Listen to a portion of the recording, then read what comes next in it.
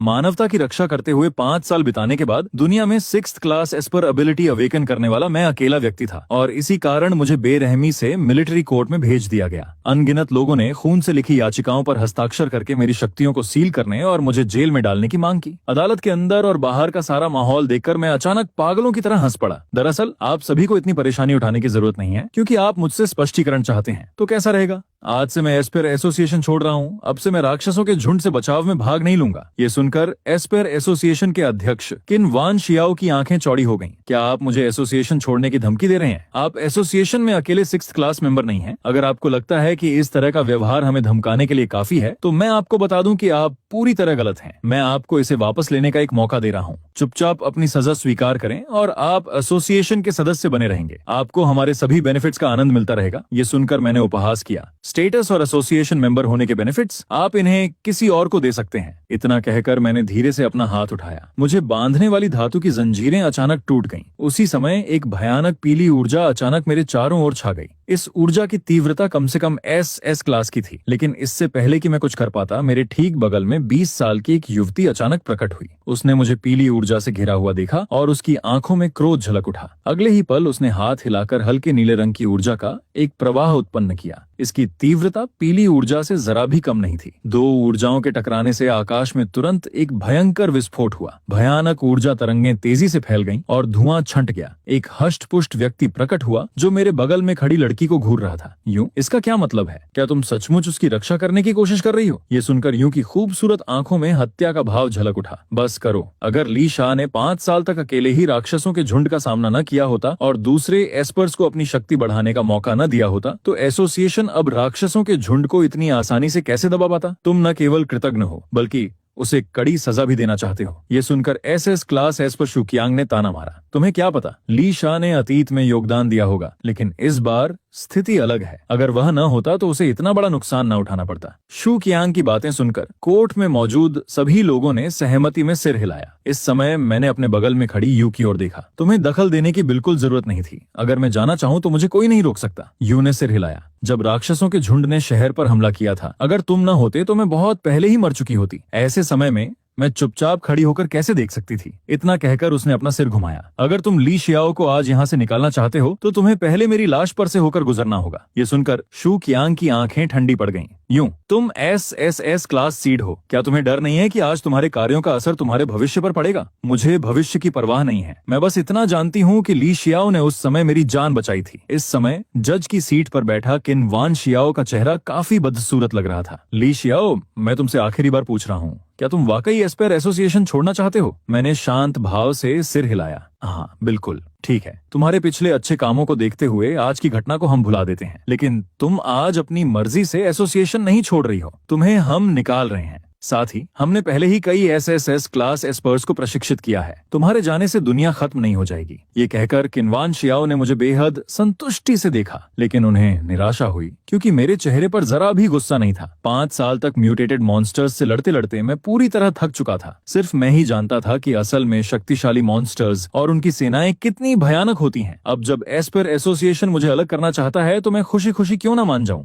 ली Xiao, क्या तुमने मेरी बात साफ साफ सुनी? मुझे समझ आ गया। तो क्या मैं अब जा सकता हूँ? किन वान शियाओ ने मुझे जाते देख हाथ हिलाकर इशारा किया। यूं की आंखों में विदाई की थोड़ी सी अनिच्छा झलक रही थी। मैंने कहा, मैं जा रहा हूँ। ध्यान रखना कि तुम एसोसिएशन में अपने कौशल को अच्छे से निखारो और जल्द से जल्द एस क्लास में प्रवेश पाने की कोशिश करो। अगर भविष्य में कभी मुझसे मिलना चाहो तो मुझे ढूंढ लेना। मेरे शब्द खत्म होते ही मैं वहां से गायब हो गया। पल भर में मैं शहर की बाहरी सीमा तक पहुंच चुका था। इस बिंदु से आगे मानव सभ्यता के लगभग कोई निशान नहीं बचे थे। इसके बजाय वहां ज्यादातर ऊंचे ऊंचे प्राचीन पेड़ थे जो एस्पेर पावर्स के जागृत होने के बाद विकृत हो गए थे। साथ ही कुछ कमजोर और डरावने जानवर भोजन की तलाश में घूम रहे थे। मुझे अब वहां कोई लगाव नहीं रहा। मैं शहर की सीमा से गायब हो गया। मेरे जाते ही शहर की सीमा से एक 100 मील दूर एक रूइंड सिटी में एक सफेद पंखों वाले बाघ ने अचानक अपनी आंखें खोल दी। उसने एक 100 मील दूर स्थित स्टार सिटी की ओर देखा। वह एस क्लास एस्पर्स से भी कहीं अधिक शक्तिशाली मॉन्स्टर किंग था, लेकिन इस समय इस सफेद पंखों वाले बाघ की आंखों में भ्रम की एक झलक दिखाई दी। वह शक्तिशाली इंसान सचमुच अपना शहर छोड़कर चला गया? क्या उसे डर नहीं लग रहा? चलो इस मौके का फायदा उठाकर एक बड़ा हमला कर देते हैं। दूसरी ओर लाल शल्कों से ढका एक सरपेंट जिसकी पुतलियां कटी हुई थीं, भी स्टार सिटी की ओर देख रहा था। ये भी एस क्लास से ऊपर का एक मॉन्स्टर किंग था। तुमने भी महसूस किया होगा, सफेद पंखों वाले बाग की आवाज गूंजी। हाँ, ली शियाओ नाम का वह आदमी सचमुच मानव नगरी छोड़कर चला गया। हालांकि उसकी आभा केवल एक पल के लिए ही दिखाई दी, लेकिन मुझे बहुत गलत महसूस हो रहा है। सर पेंट घोड़े की डरावनी आवाज गूंजी। उसने हमें इतने सालों तक रोके रखा है, क्या आखिरकार उसका धैर्य टूट गया है और उसने हमें फंसाने के लिए कोई चाल चलने का फैसला किया है? अचानक सफेद पंखों वाले बाग की आंखें थोड़ी सी झपकी, मानो उसे कुछ सूझा हो। हाँ, मैंने पहले ही महसूस किया था कि उस मानव नगरी में कई नए एसएस क्लास एस्पर्स पैदा हुए हैं। क्या ऐसा हो सकता है कि ली शियाओ नाम का यह आदमी चाहता हो कि हम इस मौके का फायदा उठाकर हमला करें और फिर पीछे से घेरकर एक ही झटके में हमारा सफाया कर दें? नामुमकिन। ये लोग जो अभी अभी एसएसएस क्लास में पहुंचे हैं, अगर उन्होंने हमसे सीधे मुकाबला करने की हिम्मत की तो मैं अकेले ही उन सबको आसानी से मार सकता हूँ। फिर भी सावधानी बरतना बेहतर है। लेकिन ली शियाओ नाम के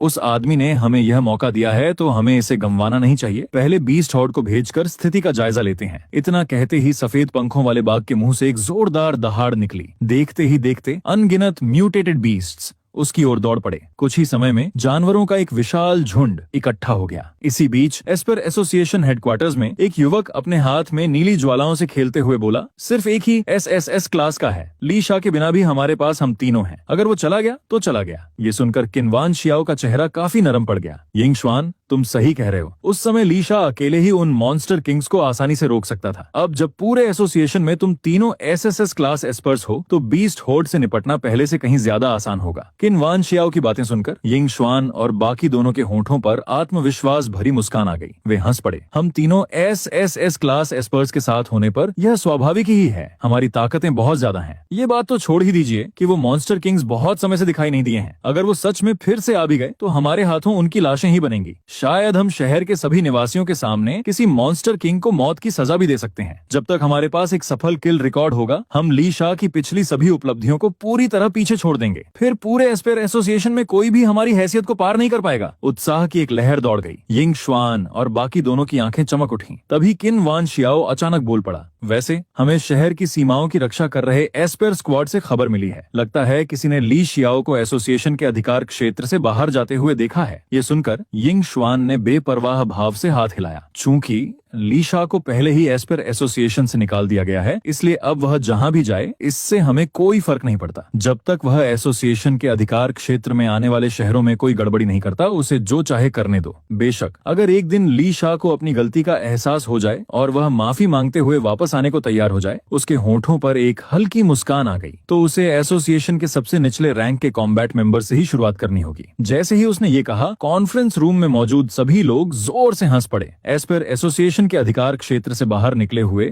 आधा दिन बीत चुका था। हालांकि ली शियाओ लंबे समय तक शहर की सीमाओं की रक्षा करता रहा था और राक्षसों के झुंड के सबसे करीब था, लेकिन पिछले 5 सालों में यह उन कुछ मौकों में से एक था जब वह सचमुच एसोसिएशन द्वारा शासित अर्बन एरिया से बाहर निकला था। आखिरकार एसएसएस क्लास मॉन्स्टर किंग्स के लगातार दबाव के कारण उसके लिए बाहर जाना लगभग नामुमकिन था। अगर वह शहर की सीमा से बाहर जाता तो इस बात की पूरी संभावना थी कि उसके जाने के तुरंत बाद कोई मॉन्स्टर किंग अपने झुंड के साथ शहर पर हमला कर देता। अब एस्पर एसोसिएशन छोड़ने के बाद अगर कोई मॉन्स्टर किंग सचमुच उसकी अनुपस्थिति का फायदा उठाकर शहर पर हमला भी कर दे, तो भी ली शियाओ का उससे कोई लेना देना नहीं था। चारों ओर देखने पर इलाका अनगिनत पेड़ों से भरा हुआ था, जो दसियों या सैकड़ों मीटर ऊंचे थे और लगभग आसमान को ढक रहे थे। कुछ पेड़ पूरी तरह विकृत हो चुके थे। इस घनी वनस्पति के नीचे जानवर आराम कर रहे थे और भोजन की तलाश कर रहे थे, और इन घनी झाड़ियों के नीचे 5 साल पहले के शहर के खंडहरों के कई निशान अभी भी दिखाई दे रहे थे। लेकिन ठीक उसी क्षण एस्पर एनर्जी का एक उतार चढ़ाव ली शियाओ की अनुभूति में प्रवेश कर गया। ली शियाओ की आंखों में आश्चर्य का भाव स्पष्ट रूप से दिखाई दिया। अचानक उसके कानों में एक धीमी कर्कश गुर्राहट गूंजी। आसपास के विशाल पेड़ों के पत्ते अचानक कांप उठे। अगले ही पल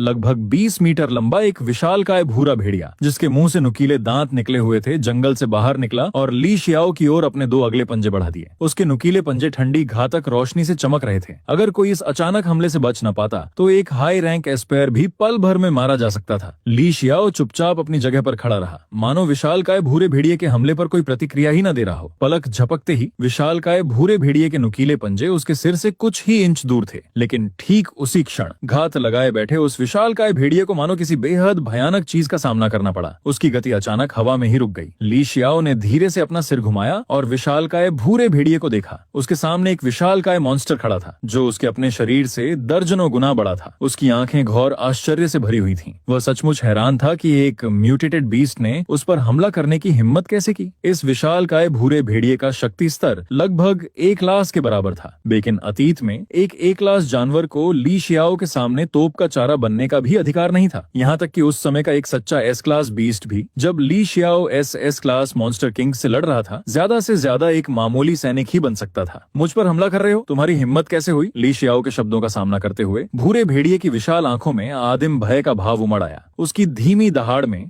एक अवर्णनीय दहशत थी और अगले ही पल बिना किसी चेतावनी के उसकी आंखों में भय अचानक जम गया। भूरे भेड़िए के भीतर जीवन के सभी निशान पूरी तरह से गायब हो गए। उसका विशालकाय शरीर जमीन पर गिर पड़ा, जिससे आसपास की धरती जोर से कांप उठी। उसी समय पास के घने जंगल में कई लोग छिपे हुए थे। वे सभी ली शियाओ की दिशा में देख रहे थे। उसे देखकर वे भयभीत हो गए। उनके बगल में एक भूरा भेड़िया बेजान होकर गिर पड़ा था। एक शक्तिशाली ग्रे वुल्फ बिना किसी प्रतिरोध के ऐसे ही मर गया। क्या यह कोई एस क्लास एस पर हो सकता है या शायद कोई ह्यूमन टाइप म्यूटेटेड बीस्ट? लेकिन ठीक उसी क्षण उनकी आंखें अचानक सिकुड़ गईं। उन्हें एहसास हुआ कि ली शियाओ उनकी ओर देख रहा है। बाहर आओ, ये कहते हुए ली शियाओ ने एक हाथ उठाया और घने जंगल की ओर इशारा किया। अगले ही पल ऊंचे ऊंचे पेड़ों का एक विशाल समूह नीचे गिर पड़ा। उन लोगों को लगा जैसे उनके चारों ओर दुनिया घूम रही हो, और जब उनकी दृष्टि फिर से साफ हुई तो ली शियाओ उनके ठीक सामने खड़ा था। क्या तुम इंसान हो या भेष बदले हुए जानवर? ली शियाओ को अपने सामने देखकर उनकी आंखों में भय की एक लहर दौड़ गई। वे भागना चाहते थे,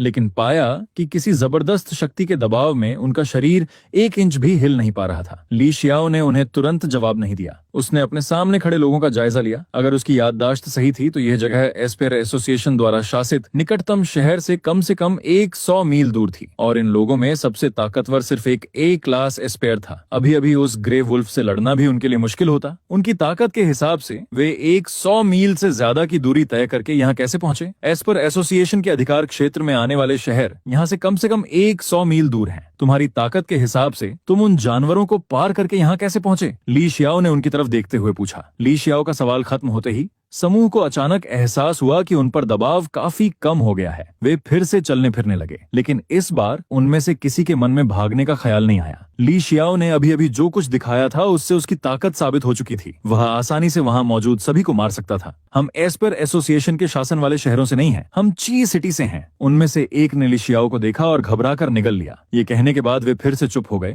और सावधानी से उसे देखने लगे। पहले जब उसने उस ग्रे वुल्फ को मारा था तब उन्होंने सोचा था कि ली शियाओ सिर्फ एस क्लास का है, लेकिन अभी अभी उसने आसानी से उन पर काबू पा लिया और उन्हें अपने ठीक सामने ले आया। ऐसे तरीके तो अकेले एस क्लास एस्पर्स भी नहीं अपना सकते थे। उनके ची सिटी की रक्षा करने वाला एस्पर भी ऐसा नहीं कर सकता था। उनके सामने मौजूद यह अपरिचित शक्तिशाली एस्पेयर संभवतः उनके ची सिटी के एस क्लास गार्डियन एस्पेयर से कमजोर नहीं था। उनका जवाब सुनकर ली शियाओ के चेहरे पर आश्चर्य के भाव आ गए, लेकिन जल्द ही उसे कुछ याद आया। एस्पेयर एसोसिएशन छोड़ने से पहले उसने लोगों को यह कहते सुना था कि एसोसिएशन द्वारा एकीकृत और समेकित किए गए अधिकांश शहरों के अलावा कुछ ऐसे शहर भी थे जो विभिन्न कारणों से और कई निवासियों के शहर छोड़ने से इनकार करने के कारण कभी एस्पेयर एसोसिएशन में विलय नहीं हुए। वे एसोसिएशन के अधिकार क्षेत्र में नहीं आते थे और स्वतंत्र रूप से अस्तित्व में थे। क्या इन लोगों द्वारा बताया गया ची सिटी उन्हीं में से एक हो सकता है? महोदय, मेरा नाम शूमिंग है। हमने पहले आपको एस्पेयर एसोसिएशन का जिक्र करते सुना था। क्या आप भी एस्पेयर एसोसिएशन के सदस्य हैं? शूमिंग नाम के एस्पेयर ने सावधानी से पूछा। वह इस दस्ते का सबसे शक्तिशाली व्यक्ति था, एक ए क्लास एस्पेयर। मैं हुआ करता था, लेकिन अब नहीं। ये सवाल सुनकर ली शियाओ मुस्कुराया और सिर हिलाया। अचानक सिस्टम की आवाज सुनाई दी। सिस्टम प्रॉम्प्ट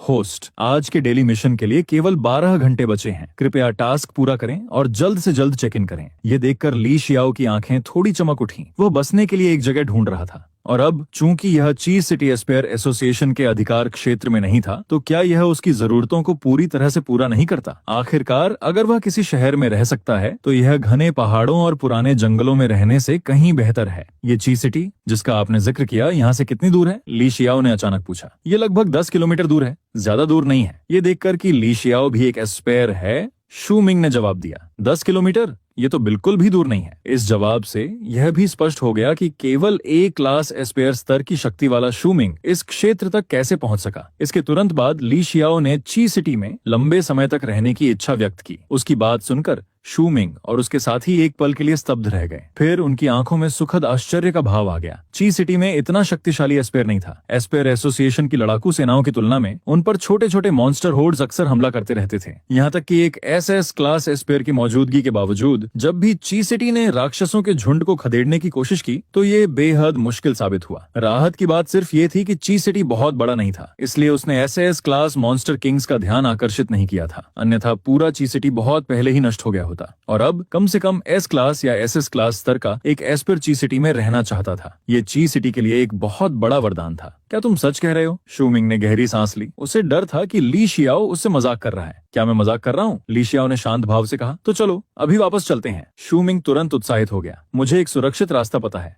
हमारे पीछे आओ। ये कहते हुए शूमिंग ने ची सिटी की दिशा में देखा और राक्षसों से बचते हुए ली शियाओ को वापस ले जाने की योजना बनाई। ये सुनकर ली शियाओ ने उसे पूरी हैरानी से देखा। तुम मुझसे एक एसएसएस क्लास एस्पेयर जानवरों से बचने के लिए रास्ता बदलने की बात कर रहे हो? ऐसा व्यवहार तो वे मॉन्स्टर किंग्स भी ली शियाओ से करने की हिम्मत नहीं करते थे। जरूरत नहीं है, मुझे सीधे ची सिटी की दिशा बता दो, ली शियाओ ने कहा। यह सुनकर शूमिंग एक पल के लिए स्तब्ध रह गया। वह ली शियाओ के सरल शब्दों में छिपे अर्थ को पूरी तरह समझ नहीं पाया, लेकिन ठीक उसी क्षण, शायद इसलिए कि वे एक ही जगह पर बहुत देर तक खड़े थे, उनके चारों ओर कई धीमी कर्कश गर्जनाएं गूंज उठी। कई म्यूटेटेड बीस्ट्स जो दसियों मीटर ऊंचे थे और भयानक दबाव छोड़ रहे थे, धीरे धीरे उनकी ओर बढ़ने लगे। 3 ए क्लास बीस्ट्स। ये देखकर शूमिंग के चेहरे का भाव बदल गया। उसके साथ आए अन्य लोग भी तुरंत तनावग्रस्त हो गए, लेकिन अगले ही पल ली शियाओ के शरीर से अत्यंत भयानक एस्पेयर एनर्जी बाहर की ओर फैल गई। उस भारी ऊर्जा दबाव के नीचे शूमिंग का समूह और वे तीनों ए क्लास बीस्ट्स पल भर में जम गए। फिर ली शियाओ ने बिना किसी चेतावनी के बस हल्के से अपना हाथ नीचे दबा दिया। वे तीनों ए क्लास बीस्ट्स जरा भी प्रतिरोध किए बिना तुरंत टुकड़े टुकड़े हो गए। 5 साल पहले म्यूटेटेड बीस्ट्स के आने से पहले ची सिटी भी एक बहुत बड़ा महानगर था, लेकिन अब 5 साल बाद ची सिटी का आवासीय क्षेत्र अपने मूल आकार के केवल 1/3 तक सिमट गया था। बाकी के 2/3 हिस्से जानवरों के झुंड के हमलों में खंडहर में बदल चुके थे। एस्पेयर एसोसिएशन के विशाल शहरों की तुलना में ची सिटी की सीमा पर जानवरों से बचाव के लिए बनी दीवारें बेहद जर्जर हो चुकी थीं। एस्पर्स का एक थका हुआ दस्ता शहर की दीवारों पर पहरा दे रहा था। वे दूर तक देखते हुए अगले मॉन्स्टर हॉर्ड के आने का इंतजार कर रहे थे। जानवरों से लड़ने के ये दिन पता नहीं ये कब खत्म होगा, एक एस्पेयर ने थकावट से भरे चेहरे के साथ कहा। लगभग आधे दिन पहले उन्होंने जानवरों की एक छोटी लहर को सफलतापूर्वक खदेड़ दिया था। एस्पेयर एसोसिएशन के विपरीत, जहाँ बड़ी संख्या में एस्पर्स थे, ची सिटी में बहुत कम एस्पर्स बचे थे, क्योंकि बहुत समय पहले ही अधिकांश एस्पर्स एस्पर एसोसिएशन में शामिल हो गए थे। बचे हुए एस्पर्स यहीं रह गए, मुख्य रूप से अपने परिवार और मित्रों के कारण। उस युग में जब राक्षस बेकाबू थे, आम लोगों के लिए एस्पेयर एसोसिएशन तक पहुंचने के लिए इतनी लंबी दूरी तय करना असंभव था, इसलिए वे भी ची सिटी की रक्षा और अपने प्रियजनों की सुरक्षा के लिए यहीं रुक गए। वर्षों से राक्षसों के हर हमले में एस्पर्स को भारी नुकसान उठाना पड़ा था। आज भी लड़ने में सक्षम एस्पर्स की संख्या लगातार घटती जा रही थी। शायद एक दिन ची सिटी का भी वही हाल होगा जो इससे पहले अनगिनत शहरों का हुआ था। अपने अंतिम एस्पर की मृत्यु के साथ शहर का पतन हो जाएगा और उसके लोग नष्ट हो जाएंगे। काश हमारे ची सिटी में भी लॉर्ड ली शियाओ जैसा कोई शक्तिशाली एस्पेयर होता तो कितना अच्छा होता। खंडहर बनी दीवार की रक्षा कर रहा एक एस्पेयर खुद को यह कल्पना करने से रोक नहीं पाया। हालांकि राक्षसों के आने के बाद शहरों के बीच संचार मुश्किल हो गया था, फिर भी उन्हें कुछ जानकारी थी। उस समय एस्पर ऑर्गेनाइजेशन इतना विशाल नहीं था। इतने सारे शहरों को एक साथ इकट्ठा करने पर भी वे राक्षसों के झुंड का सामना करने में समान रूप से असमर्थ थे। लेकिन एक दिन दुनिया के इकलौते एसएसएस क्लास एस्पेयर ली शियाओ ने एस्पेयर एसोसिएशन के सदस्य के रूप में युद्ध में भाग लिया और अनगिनत मॉन्स्टर होर्ड्स को पराजित कर दिया। इसके कारण कई आम लोग और एस्पर्स एस्पर एसोसिएशन में शामिल होने के लिए उमड़ पड़े और अंततः एक विशाल मेगा सिटी का निर्माण हुआ। दुर्भाग्य से जल्द ही एस्पर की चमक फीकी पड़ गई। अंत में ये सब महज एक कल्पना थी। हालांकि वह बहुत शक्तिशाली नहीं था, लेकिन वह अच्छी तरह जानता था कि एसएस क्लास एस्पेयर कितना दुर्लभ होता है। यहाँ तक कि उनके ची सिटी का सबसे शक्तिशाली व्यक्ति भी वर्तमान में केवल एसएस क्लास का ही था। एसएसएस क्लास बनने में कितना समय लगेगा ये कोई नहीं जानता था, अन्यथा पूरा ची सिटी इतनी मुश्किलों का सामना नहीं कर रहा होता। केवल एक सच्चा एसएसएस क्लास एस्पेयर ही राक्षसों के झुंड में मौजूद मॉन्स्टर किंग्स का सामना कर सकता था। उसने गहरी सांस ली और अपने आगे गश्ती दल के पास पहुंचा, जो जर्जर शहर की दीवार पर पहरा दे रहा था। लेकिन ठीक उसी क्षण ची सिटी की दीवारों के पार से एक भयानक एस्पेयर प्रेशर ने अचानक उन्हें घेर लिया। दूर आकाश में एक काला बिंदु तेजी से बड़ा होता हुआ दिखाई दे रहा था और ची सिटी की ओर अकल्पनीय गति से बढ़ रहा था। एस्पर्स की पुतलियां तेजी से सिकुड़ गईं। शहर की दीवार की रक्षा कर रहे एस्पर्स के चेहरों पर भी भय और और उस शक्तिशाली एस्पर प्रेशर के प्रति चिंता के भाव उभर आए। एक बीस्ट किंग। लेकिन जल्द ही उनकी आंखों का भय गायब हो गया, क्योंकि ठीक उसी क्षण शहर की दीवार पर अचानक एक आकृति प्रकट हुई। Lord Chen Xuan. Chen Xuan के प्रकट होते ही दीवार पर मौजूद एस्पर्स को मानो तुरंत अपनी रीढ़ की हड्डी मिल गई। घबराओ मत, चेन शुआन ने सांत्वना के शब्द कहे। आसपास के एस्पर्स ने भी दूर स्थित काले बिंदु की ओर गंभीर निगाहों से देखा। कुछ ही देर में दूर स्थित बढ़ता हुआ काला बिंदु स्पष्ट होता चला गया, लेकिन अचानक सभी को एहसास हुआ कि वह काला बिंदु वास्तव में कोई जानवर नहीं था। वह एक इंसान जैसा दिख रहा था और उस इंसान ने अपने हाथों में कई आकृतियां पकड़ रखी थीं। ये शू चिंग्स और बाकी लोग हैं, किसी ने चिल्लाकर कहा, मानो उन्हें पहचान लिया हो। अगले ही पल शू चिंग को पकड़े हुए वह आकृति अविश्वसनीय गति से शहर की दीवार को पार कर गई। तो ये ची सिटी है। ली शियाओ ने शू चिंग और बाकी लोगों को नीचे उतार दिया। इस समय शू चिंग और उसके साथी थोड़े पीले पड़ गए थे। शायद आपको यकीन न हो, लेकिन ली शियाओ की गति के कारण उन्हें थोड़ा चक्कर आने लगा था। कुछ ही पलों में ची सिटी लौटते हुए शू चिंग को अभी भी लग रहा था जैसे वह कोई सपना देख रही हो। उसे आखिरकार समझ में आ गया कि ली शियाओ ने उससे पहले सिर्फ एक सीधी दिशा दिखाने के लिए क्यों कहा था। उन जैसे ए क्लास एस्पर्स को अभी भी जानवरों से बचना पड़ता था, लेकिन ली शियाओ ने रास्ते में आने वाले किसी भी भयानक जानवर को जो उसका शिकार करने की कोशिश करता, अपने हाथ के एक इशारे से ही नष्ट कर दिया। शू चिंग का शरीर थोड़ा कांप गया। अगर उसे सही याद था तो ली शियाओ का शिकार करने की मूर्खता करने वाले उन जानवरों में कई शक्तिशाली एस क्लास बीस्ट्स भी थे। शू चिंग, तुम वापस आ गए? ये कौन है? दीवार की रखवाली कर रहे गश्ती एस्पर्स शू चिंग के पास दौड़े, लेकिन तभी एक व्यक्ति की आंखों में अविश्वास का भाव उभर आया। वह व्यक्ति कोई और नहीं बल्कि चेन शुआन था, लॉर्ड ली शियाओ। चेन शुआन ने अविश्वास से ली शियाओ की ओर देखा। हालांकि शहरों के बीच लंबी दूरी का संचार अब बेहद मुश्किल था और अंतर शहरी संचार के उपकरण स्ट्रेटेजिक रिसोर्सेज माने जाते थे, फिर भी ची सिटी के सबसे मजबूत रक्षक के रूप में चेन शुआन ने पहले ली शियाओ की वीडियो रिकॉर्डिंग देखी थी। चेन शुआन की प्रतिक्रिया देखकर बाकी एस्पर्स भी दंग रह गए। अगले ही पल सबकी आंखें अचानक चौड़ी हो गईं। जब चेन शुआन ने ली शियाओ का नाम लिया तो शू चिंग और उसके साथियों का दिमाग चकरा गया। ली शियाओ नाम महज एक संयोग हो सकता था, लेकिन अगर ची सिटी के सबसे शक्तिशाली एसएस क्लास एस्पेयर चेन शुआन ने उसके नाम के आगे लॉर्ड शब्द जोड़ दिया तो इस दुनिया में केवल एक ही व्यक्ति इस उपाधि के योग्य था। हे भगवान, ये लॉर्ड ली शियाओ हैं। शहर की दीवार पर अनगिनत हैरान निगाहें ली शियाओ पर टिक गईं। ये किसी सपने जैसा लग रहा था। ची सिटी के अनगिनत एस्पर्स ने ली शियाओ के यहाँ आने की कल्पना की थी और अब यह अवास्तविक कल्पना सचमुच सच हो गई थी। तुम मुझे जानते हो। चेन शुआन द्वारा अपना नाम पुकारे जाने पर ली शियाओ के चेहरे पर आश्चर्य का भाव उभर आया। ये सुनकर चेन शुआन ने उत्साह से सिर हिलाया। मैंने आपका एक वीडियो देखा था लॉर्ड ली शियाओ। आज आप ची सिटी क्यों आए हैं? क्या आपको ची सिटी के एस्पर्स से कुछ काम है? ये सुनकर पास में मौजूद एस्पर्स तुरंत गंभीर हो गए। ऐसा लग रहा था मानो ली शियाओ के एक शब्द पर वे अपनी जान की बाजी लगाने को तैयार हों। पिछले 5 वर्षों से ची सिटी को लगभग हर दिन अलग अलग आकार के मॉन्स्टर होर्ड्स के हमलों का सामना करना पड़ा था। हर हमले के बाद ची सिटी के एस्पर्स को और भी गहराई से समझ में आया कि ली शियाओ जैसे एसएसएस क्लास एस्पर्स कितने कीमती थे। भले ही ली शियाओ ची सिटी के एस्पर्स नहीं थे, लेकिन उन पर उनका भरोसा चेन शुआन के प्रति सम्मान से कम नहीं था। लॉर्ड चेन शुआन, लॉर्ड ली यहाँ किसी काम से नहीं आए हैं। उनकी योजना ची सिटी में लंबे समय तक रहने की है। शू चिंग ने तुरंत बगल से कहा, क्या ची सिटी में रहना चाहते हैं? जैसे ही ये शब्द गिरे, चेन शुआन समेत सभी की आंखें हैरानी से चौड़ी हो गईं। वे उत्साह से भर उठे, फिर भावनाओं से अभिभूत होकर सभी के चेहरे पल भर में लाल हो गए। दुनिया का इकलौता एसएसएस क्लास एस्पेयर ची सिटी में रहने की योजना बना रहा है। क्या मैं सपना देख रहा हूँ? क्या ये सच है? ये किसी सपने जैसा लग रहा है। ये सचमुच सच है। उत्साह के बीच चेन शुआन धीरे धीरे शांत हुआ। उसने ली शियाओ की ओर देखा और पूछा, लॉर्ड ली शियाओ, अगर आप ची सिटी में रहना चाहते हैं तो क्या एस्पेयर एसोसिएशन इस पर सहमत होगा? ये सुनकर ली शियाओ के चेहरे की मुस्कान गायब हो गई। उसने धीरे से सिर हिलाया। मैं अब एस्पेयर एसोसिएशन का सदस्य नहीं हूँ। एस्पेयर एसोसिएशन का सदस्य नहीं? चेन शुआन को उसके शब्दों का अर्थ पूरी तरह समझ नहीं आया। ली शियाओ ने कुछ भी नहीं छिपाया और शांत भाव से कहा, एस्पेयर एसोसिएशन ने मुझे अपनी सदस्य सूची से निकाल दिया है। उसी समय खंडहर हो चुकी शहर की दीवार के नीचे एक एस्पेयर बेचैनी से ऊपर चढ़ रहा था। उसके हाथ में एक छपा हुआ अनाउंसमेंट था और वह बेहद घबराया हुआ लग रहा था। लॉर्ड चेन शुआन, मुझे अभी अभी एस्पेयर एसोसिएशन से एक संदेश मिला है। संदेश में लिखा है कि एस्पेयर एसोसिएशन ने आधिकारिक तौर पर लॉर्ड ली शियाओ को अपनी सदस्य सूची से हटा दिया है। ये सुनते ही सभी लोग आक्रोश से भर उठे। एस्पेयर एसोसिएशन आखिर कर क्या रहा है? अगर लॉर्ड ली शियाओ ने तब हस्तक्षेप न किया होता तो एस्पेयर एसोसिएशन शायद अभी भी राक्षसों के झुंड से जूझ रहा होता। महज 500 लोगों की मौत के कारण उन्होंने लॉर्ड ली शियाओ के वर्षों के योगदान को पूरी तरह मिटा दिया। अगर आप मुझसे पूछें तो इसका कारण सिर्फ ये है कि एस्पेयर एसोसिएशन ने नए एसएसएस क्लास एस्पर्स तैयार कर लिए हैं और अब वे नदी पार करने के बाद पुल जला रहे हैं।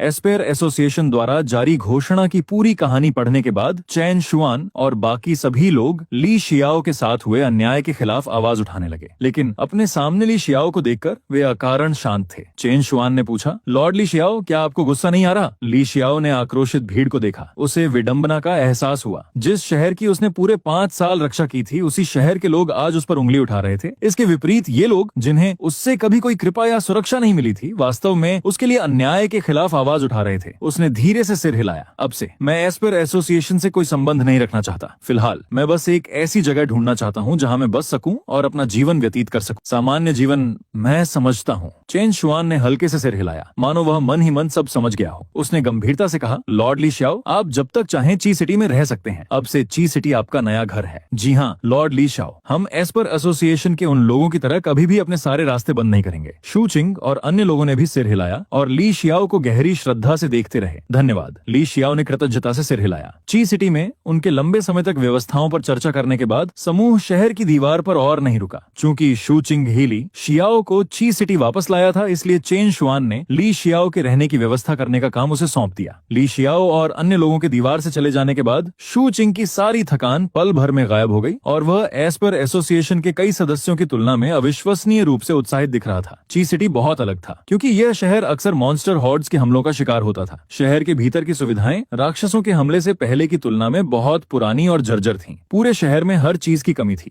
यहाँ कोई भव्य सजावट या आलीशान आवाज नहीं थे, बल्कि पूरा ची सिटी लगातार युद्ध की तैयारी में लगा रहता था। यहाँ तक कि एस्पेयर पावर्स से रहित आम लोग भी एस्पर्स को लॉजिस्टिक सपोर्ट प्रदान करने के लिए प्रतिदिन कड़ी मेहनत करते थे। ली शियाओ और शू चिंग शहर की गलियों में चल रहे थे। हालांकि रास्ते में किसी ने भी ली शियाओ को नहीं पहचाना, लेकिन शू चिंग और एस्पर्स को देखकर सभी ने सम्मान पूर्वक उनका अभिवादन किया। ये सम्मान किसी एस्पर्स की शक्ति के भय से नहीं, बल्कि सच्चे दिल से निकला सम्मान था। ली शियाओ ने अपने सामने के हर दृश्य को ध्यान से देखा और महसूस किया कि यह जगह स्टार सिटी से बिल्कुल अलग थी, जहाँ एस्पेयर एसोसिएशन स्थित था। बिल्कुल अलग। ली शियाओ, आपको यह आंगन कैसा लगा? हालांकि ये कुछ समय से वीरान पड़ा है, लेकिन सभी सुविधाएं बरकरार हैं। बस थोड़ी सी सफाई की जरूरत है और यह रहने के लिए तैयार हो जाएगा। ली शियाओ के अनुरोध पर शू चिंग ने उसके लिए अपेक्षाकृत एकांत क्षेत्र में एक जगह ढूंढ ली थी। ली शियाओ ने अपने सामने बाड़ वाले आंगन को देखा। ये बाड़ से घिरा आंगन जानवरों के आने से पहले के किसी ग्रामीण फार्म हाउस जैसा दिखता था। आंगन के बीच में बने घर के अलावा सामने के आंगन में भी काफी जगह थी। कुछ फसलें उगाने या कुछ मुर्गियां और बत्तखें पालने के लिए यह काफी था। कोई बात नहीं,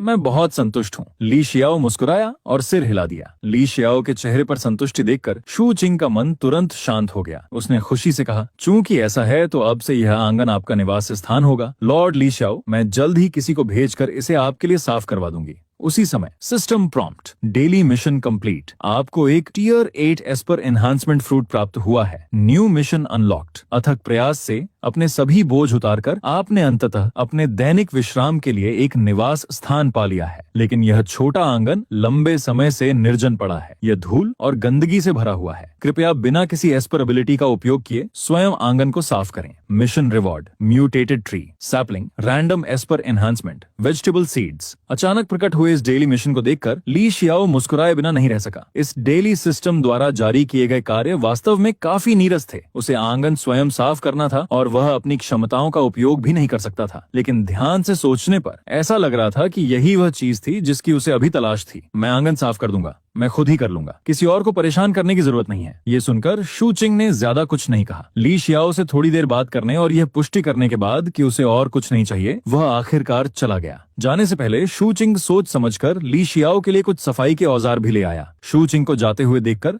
ली शियाओ ने उसके द्वारा लाई गई झाड़ू उठाई और आंगन में झाड़ू लगाने लगा। जैसे जैसे अंधेरा छाने लगा, शू चिंग रिपोर्ट देने के लिए वापस चेन शुआन के पास पहुंचा। शू चिंग, आज लॉर्ड ली के साथ सब कैसा रहा? उसे देखते ही चेन शुआन ने सबसे पहले यही सवाल पूछा। भले ही ली शियाओ वहां मौजूद नहीं थे, लेकिन अवचेतन रूप से चेन शुआन ने फिर भी उनके नाम के आगे लॉर्ड शब्द जोड़ दिया। ये दुनिया के पहले एसएसएस क्लास एस्पेयर के प्रति उसका अत्यंत सम्मान था। चेन शुआन का सवाल सुनकर शू चिंग ने ली शियाओ के साथ उस छोटे से आंगन को चुनने की पूरी कहानी विस्तार से सुनाई। ये सुनकर कि ली शियाओ अंततः बहुत संतुष्ट थे, चेन शुआन ने आखिरकार राहत की सांस ली। उसके चेहरे पर, जिसने बहुत दिनों से मुस्कान नहीं देखी थी, आखिरकार राहत का भाव दिखाई दिया। हालांकि ली शियाओ को ची सिटी आए हुए अभी आधा दिन ही हुआ था, लेकिन किसी कारणवश उनके आने के क्षण से लेकर अब तक चेन शुआन पहले से कहीं अधिक आराम महसूस कर रहा था। ऐसा एहसास उसने पिछले 5 वर्षों में कभी नहीं किया था। जब आसमान गिरता है तो सबसे लंबा व्यक्ति उसे थामे रखता है। पहले चेन शुआन ची सिटी का सबसे लंबा व्यक्ति था। हर दिन उसे मॉन्स्टर हॉर्ड्स के हमलों से सावधान रहना पड़ता था और उस असहनीय दबाव को सहना पड़ता था जिसे आम लोग कभी नहीं समझ सकते थे। लेकिन अब उनके पास ली शियाओ थे, एक ऐसा एस्पेयर जो उससे कहीं अधिक शक्तिशाली था। उसकी मुस्कान धीरे धीरे गायब हो गई और उसका स्वर गंभीर हो गया। शूचिंग, लॉर्ड ली शियाओ ची सिटी की सबसे बड़ी उम्मीद है। मुझे आशा है कि आने वाले दिनों में तुम उनकी देखभाल करोगे और उनकी सभी जरूरतों को पूरा करोगे। क्या तुम ऐसा कर सकते हो? ये सुनकर शूचिंग ने उतने ही गंभीर भाव से सिर हिलाया। चिंता मत कीजिए लॉर्ड चेन शुआन, चाहे कुछ भी हो जाए, यहाँ तक कि अगर मुझे मरना भी पड़े तो मैं अपनी पूरी शक्ति से लॉर्ड ली शियाओ की सभी इच्छाओं को पूरा करूंगा। इन 5 वर्षों में राक्षसों से लड़ते हुए वे अच्छी तरह जानते थे कि एक शहर के लिए एक उच्च स्तरीय एस्पेयर कितना महत्वपूर्ण होता है। जब तक ली शियाओ ची सिटी में रह सकते थे, चाहे इसका मतलब मौके पर ही मर जाना ही क्यों ना हो, शू चिंग एक पल भी नहीं हिचकिचाता। एस्पर एसोसिएशन ने अपने सारे रास्ते बंद कर लिए और ली शियाओ को भगा दिया। ये उनकी मूर्खता थी, लेकिन वे इतने मूर्ख भी नहीं थे। कंग्रेचुलेशंस होस्ट, आपके अथक प्रयासों से आपने अपने नए निवास को सफलतापूर्वक साफ कर दिया है। आपको प्राप्त हुए mutated tree sapling, aspire enhancement, vegetable seeds, कभी खरपतवारों और धूल से भरा हुआ आंगन ली शियाओ की सफाई से पूरी तरह साफ सुथरा हो गया था। ली शियाओ घर से एक स्टूल लेकर आए और आंगन के द्वार पर बैठ गए। हालांकि यह आंगन एकांत में था, फिर भी यहाँ कुछ लोग मौजूद थे। ची सिटी के कुछ आम निवासी इधर उधर बिखरे हुए थे। वहाँ से गुजरते हुए वे अपने नए पड़ोसी ली शियाओ के बारे में काफी उत्सुक थे, जो आज ही इस आंगन में रहने आया था। लेकिन क्योंकि उन सभी के अपने अपने काम थे, इसलिए वे उससे बात करने नहीं आए। एस्पेयर एनहांसमेंट फ्रूट, मानो कुछ सोचते हुए गेट पर बैठे ली शियाओ ने मन ही मन बुदबुदाया। अगले ही पल उसके हाथ में सुनहरी चांदी जैसी चमक बिखेरता हुआ मुट्ठी के आकार का एक फल अचानक प्रकट हो गया। और जिस क्षण ये फल प्रकट हुआ, ली शियाओ अपनी एस्पेयर एनर्जी, जो पहले ही 8वें SSS क्लास लेवल तक पहुंच चुकी थी, को हिंसक रूप से उतार चढ़ाव करते हुए महसूस कर सका। ऐसा लग रहा था मानो उसका शरीर इस फल के लिए बेहद उत्सुक हो। ली शियाओ ने अपने हाथ में मौजूद एस्पेयर एनहेंसमेंट फ्रूट से आती मीठी सुगंध को सूंघा। उसे नहीं पता था कि यह भ्रम था या नहीं, लेकिन उसने महसूस किया कि इतने लंबे समय से रुकी हुई बाधा इसी क्षण ढीली पड़ गई, सिर्फ उसकी खुशबू सूंघने से। क्या यह सच में इतना प्रभावी है? अगर मैं एक टुकड़ा खा लूं तो क्या मेरी शक्ति आसमान छू जाएगी? ये सोचते हुए ली शियाओ खुद को रोक नहीं सका और उसने फल का एक टुकड़ा खा लिया। फल का गूदा और रस उसके मुंह में फूट पड़ा। पल भर में उसकी आंखें चमक उठी। बेमिसाल मिठास ने उसकी स्वाद कलियों को आनंद से भर दिया। उसका दिमाग पूरी तरह साफ हो गया। लेकिन इससे भी ज्यादा महत्वपूर्ण बात यह थी कि फल निगलने के बाद उसने अपने शरीर में एस्पेयर एनर्जी को एक गर्जना करती नदी की तरह तेजी से बहते हुए महसूस किया। जैसे ही यह ऊर्जा उसके शरीर में प्रवाहित हुई, उसकी एस्पेयर पावर, जो लंबे समय से रुकी हुई थी, एक बार फिर बढ़ने लगी। वाह, ये एस्पेयर एनहेंसमेंट फ्रूट तो कमाल का है। अपनी लालसा को रोक न पाने के कारण ली शियाओ ने जल्दी जल्दी कुछ और निवाले लिए और पूरे फल को खा लिया। काफी देर बाद जब उसने अपनी आंखें खोली तो उनमें गहरी खुशी झलक रही थी। सिर्फ एक फल ने उसकी एस्पेयर एनर्जी की तीव्रता को पहले की तुलना में पूरे 10% बढ़ा दिया था। अगर वह कुछ और फल खा ले तो क्या उसकी शक्ति सचमुच आसमान नहीं छू जाएगी? शायद वह उस बाधा को भी तोड़ दे जो उसे इतने वर्षों से रोक रही थी। कई सालों से अटकी हुई ये बाधा शायद उसे एक और ऊंचे SSS क्लास लेवल तक पहुंचा सकती थी। हालांकि वह पहले से ही अविश्वसनीय रूप से शक्तिशाली था, लेकिन कौन और भी शक्तिशाली नहीं बनना चाहेगा? इसी बात को ध्यान में रखते हुए ली शियाओ ने एक और एस्पेयर एनहांसमेंट फ्रूट निकाला और उसे तुरंत खा लिया। थोड़ी देर बाद ली शियाओ ने अपने शरीर में मौजूद ऊर्जा की तीव्रता की जांच की। इस बार वह थोड़ा परेशान हुआ। पहली बार मिली शक्ति की तुलना में इस बार उसकी शक्ति में केवल 8% की वृद्धि हुई थी। ये स्वाभाविक है। हालांकि यह सिस्टम रिवॉर्ड था और यह शक्तिवर्धक फल एक दुर्लभ दिव्य खजाना था, लेकिन इस पर कुछ रेजिस्टेंस होना ही चाहिए। इस बार तो शक्ति 8% बढ़ी है, लेकिन अगर वह इसे कुछ और बार खा ले तो अगली बार इसका प्रभाव और भी कम हो सकता है। हो सकता है कि कुछ समय बाद इस एनहांसमेंट फ्रूट का उस पर लगभग कोई असर ही न हो। लगता है उसे तब तक इंतजार करना चाहिए जब तक उसका रेजिस्टेंस थोड़ा कम न हो जाए। उसके बाद दूसरा फल खाना बेहतर रहेगा, इससे उसका प्रभाव और अच्छा होगा। ये सोचकर ली शियाओ ने मन ही मन कहा, फल तो बहुत बढ़िया है, लेकिन मुझे लालच नहीं करना चाहिए। उसी समय सिस्टम प्रॉम्प्ट, कांग्रेचुलेशंस होस्ट, आपने लालच से बचने का सही फैसला किया है। आपको एक अतिरिक्त डेली मिशन दिया जा रहा है। पूरा भोजन करने के बाद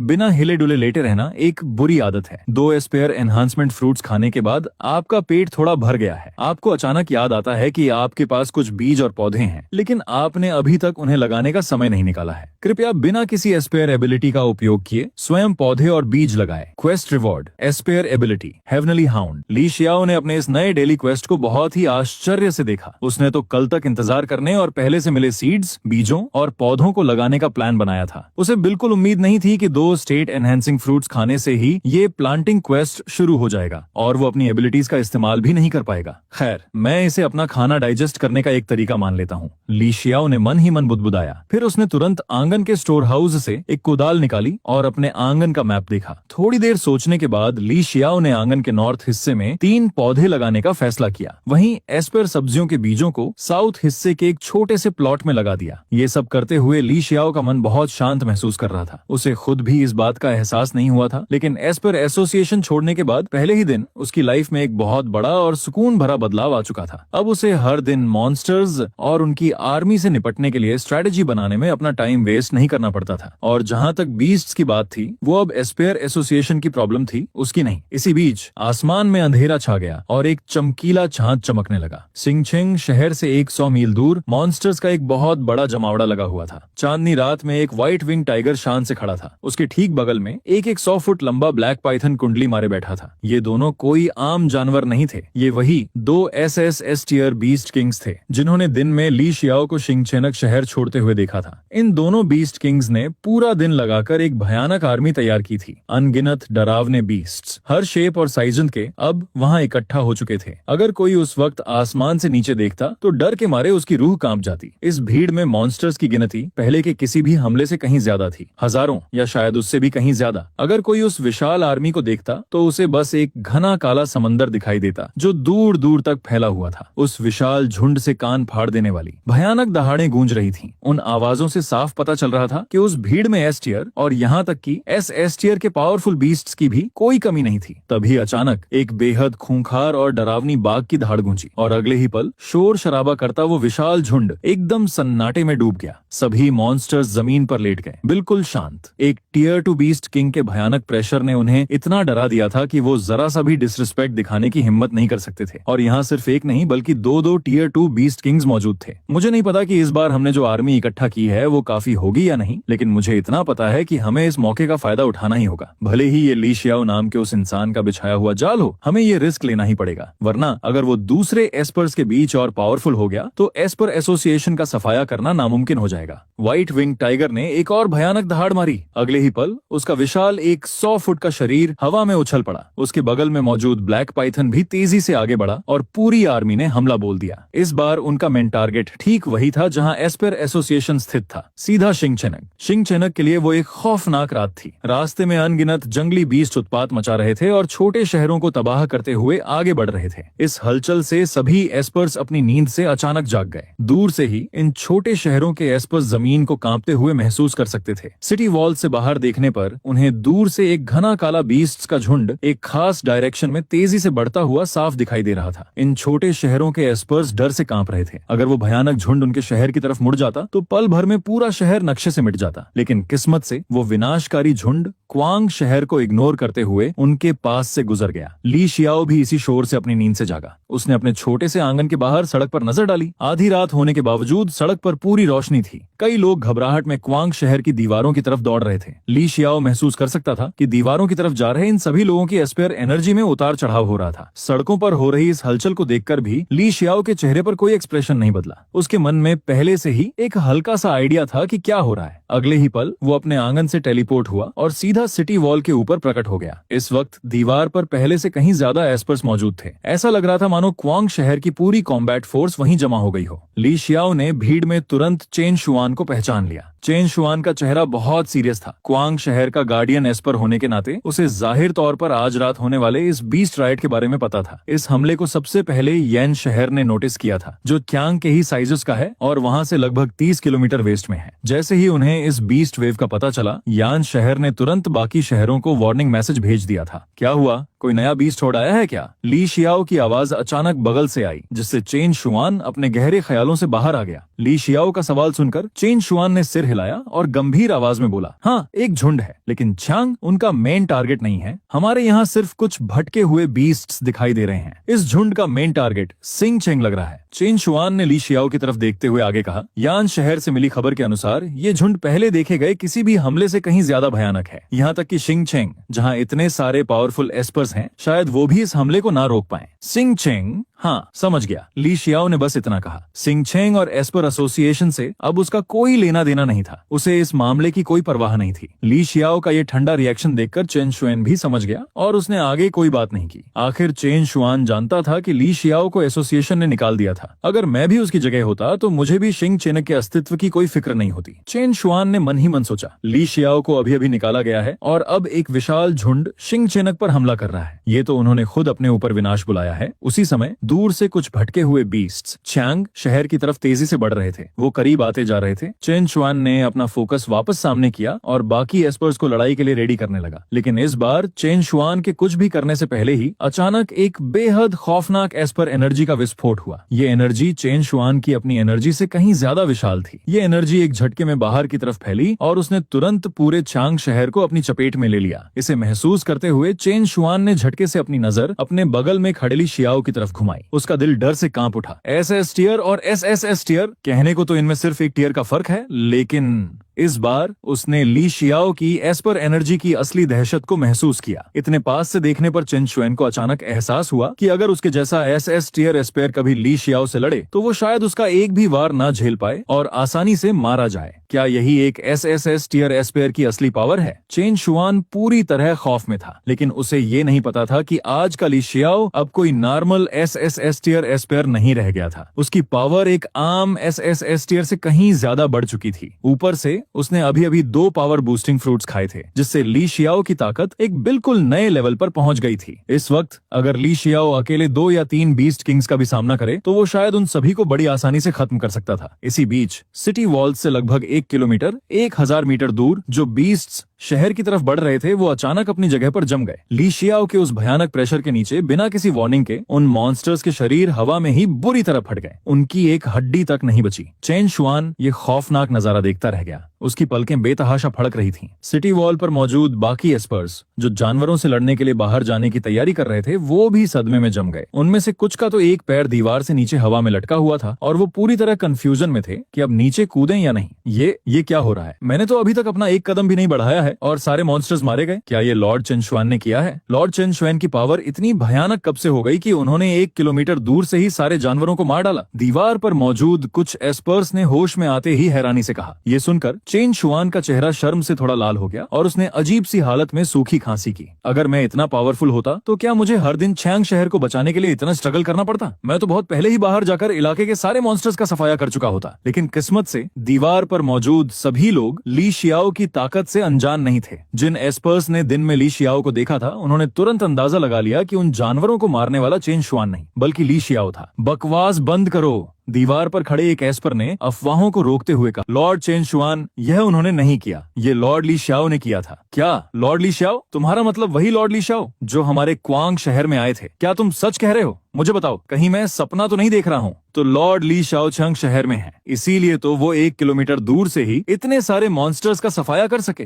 लॉर्ड ली शाओ के क्वांग शहर में होने से अब हमें कभी किसी खतरे की चिंता नहीं करनी पड़ेगी। शहर से तुरंत बुलाए गए कई एस्पर्स के चेहरे अब बहुत खुश नजर आ रहे थे। एस्पर्स को ली शाओ के बारे में इतने उत्साह से चर्चा करते देख चेन शुआन को अपने दिल में जरा भी जलन नहीं हुई। इसके उलट ली शाओ को इतनी आसानी से मॉन्स्टर्स के इस छोटे से झुंड को खत्म करते देख चेन शुआन को सच में बहुत राहत मिली थी। इस वक्त चेन शुआन के मन में सिर्फ एक ही ख्याल था, उसे हर हाल में ली शियाओ को क्वांग शहर में हमेशा के लिए रोकना था, क्योंकि ली शियाओ के आने की खबर लोकल एस्पर्स के बीच पूरी तरह फैल चुकी थी। चांग शहर की पूरी एस्पर आर्मी अब जोश से भर गई थी। हालांकि क्वांग के ज्यादातर एस्पर्स ने अभी तक ली शियाओ का चेहरा भी नहीं देखा था, फिर भी ये सच नहीं बदल सकता था कि उन सभी ने उसके बारे में लेजेंड्स तुरंत सुन ली थी। चारों ओर छाए उस गहरे अंधेरे और निराशा में सभी क्वांग एस्पर्स पूरी तरह से एक्साइटेड हो गए थे। उन्होंने बहुत ध्यान से अपनी नजरें दीवार पर उस जगह की ओर घुमाई जहां ली शियाओ खड़ा था। किसी ने भी जोर से आवाज करने की हिम्मत नहीं की और अपने दिलों में उठ रहे उत्साह को जबरदस्ती दबाए रखा। इस बीच चांग शहर की ओर बढ़ रही मॉन्स्टर्स की उस छोटी सी लहर से आसानी से निपटने के बाद ली शियाओ ने अपनी नजरें नहीं हटाई। वह दूर चिंगचेंग की ओर बढ़ रहे बीस्ट्स के उस विशाल झुंड को देखता रहा जो अब और आगे बढ़ रहा था। जब ली शियाओ ने इस झुंड का विशाल साइज देखा तो वो सचमुच थोड़ा हैरान रह गया। अगर इतने सारे मॉन्स्टर्स चंग शहर पर हमला कर देते तो उसकी मौजूदा पावर के साथ भी भी उन सभी को मारना शायद काफी मुश्किल होता।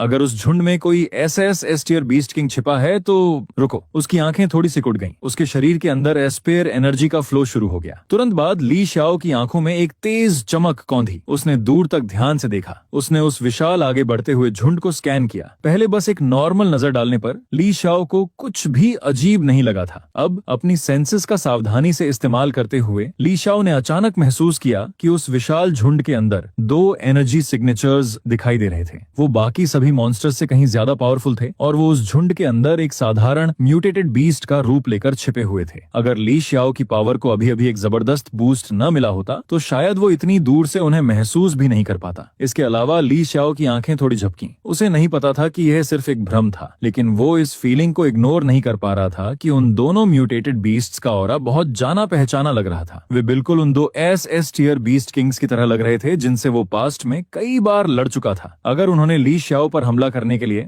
अपनी विशाल आर्मी का इस्तेमाल न किया होता तो शायद वो उनमें से एक को पहले ही मार गिराता। उसने पिछली लड़ाइयों में उन बीस्ट किंग्स को हराया भी था, लेकिन अब वे दोनों बीस्ट किंग्स राक्षसों के झुंड में छिपे हुए थे और सीधे शिंगचंग शहर की ओर बढ़ रहे थे। वे क्या साजिश रच रहे हैं? ली शाओ खुद से सोचने लगा, लेकिन उसने तुरंत अपने ख्यालों को रोक लिया। शिंगचंग शहर में जो भी हो, अब वो उसकी टेंशन नहीं थी। उसने एस्पेयर एसोसिएशन छोड़ दिया था। अब उनके मामलों में दखल देना उसका काम नहीं था। ली शाओ के मन में धीरे धीरे एक खूबसूरत लड़की की छवि उभर आई, जब हर कोई उसे दोषी ठहरा रहा था। सिर्फ वही अकेली थी जो उसके साथ खड़ी रहने को तैयार थी। अगर एस्पेयर एसोसिएशन में कोई ऐसा बचा था जिसकी उसे अब भी परवाह थी तो वो सिर्फ यूं थी। अब जब मैं क्वांग शहर में बस गया हूँ तो मुझे शायद यह खबर उस लड़की यू को बता देनी चाहिए। इस तरह अगर वो कभी मुझे ढूंढने की कोशिश करती है तो वो परेशान नहीं होगी। ली शाओ ने अपने बगल में खड़े चिन शुआन की ओर देखा और अपनी रिक्वेस्ट बताई। क्वियांग शहर के गार्डियन एस्पेयर के रूप में उसके लिए दूसरे शहरों से कांटेक्ट करना मुश्किल नहीं था। ली शाओ की बात सुनने के बाद उसकी रिक्वेस्ट पर चिन शुआन ने जरा भी हिचकिचाहट नहीं दिखाई। उसने तुरंत सिर हिलाया। चिंता मत कीजिए लॉर्ड ली शाओ, ये मैसेज तुरंत शिंगचिनक भेज दिया जाएगा। इसमें ज्यादा समय नहीं लगेगा। आपने जिस एस्पेयर का जिक्र किया था उन्हें जल्द ही पता चल जाएगा कि आप चियांग शहर में हैं।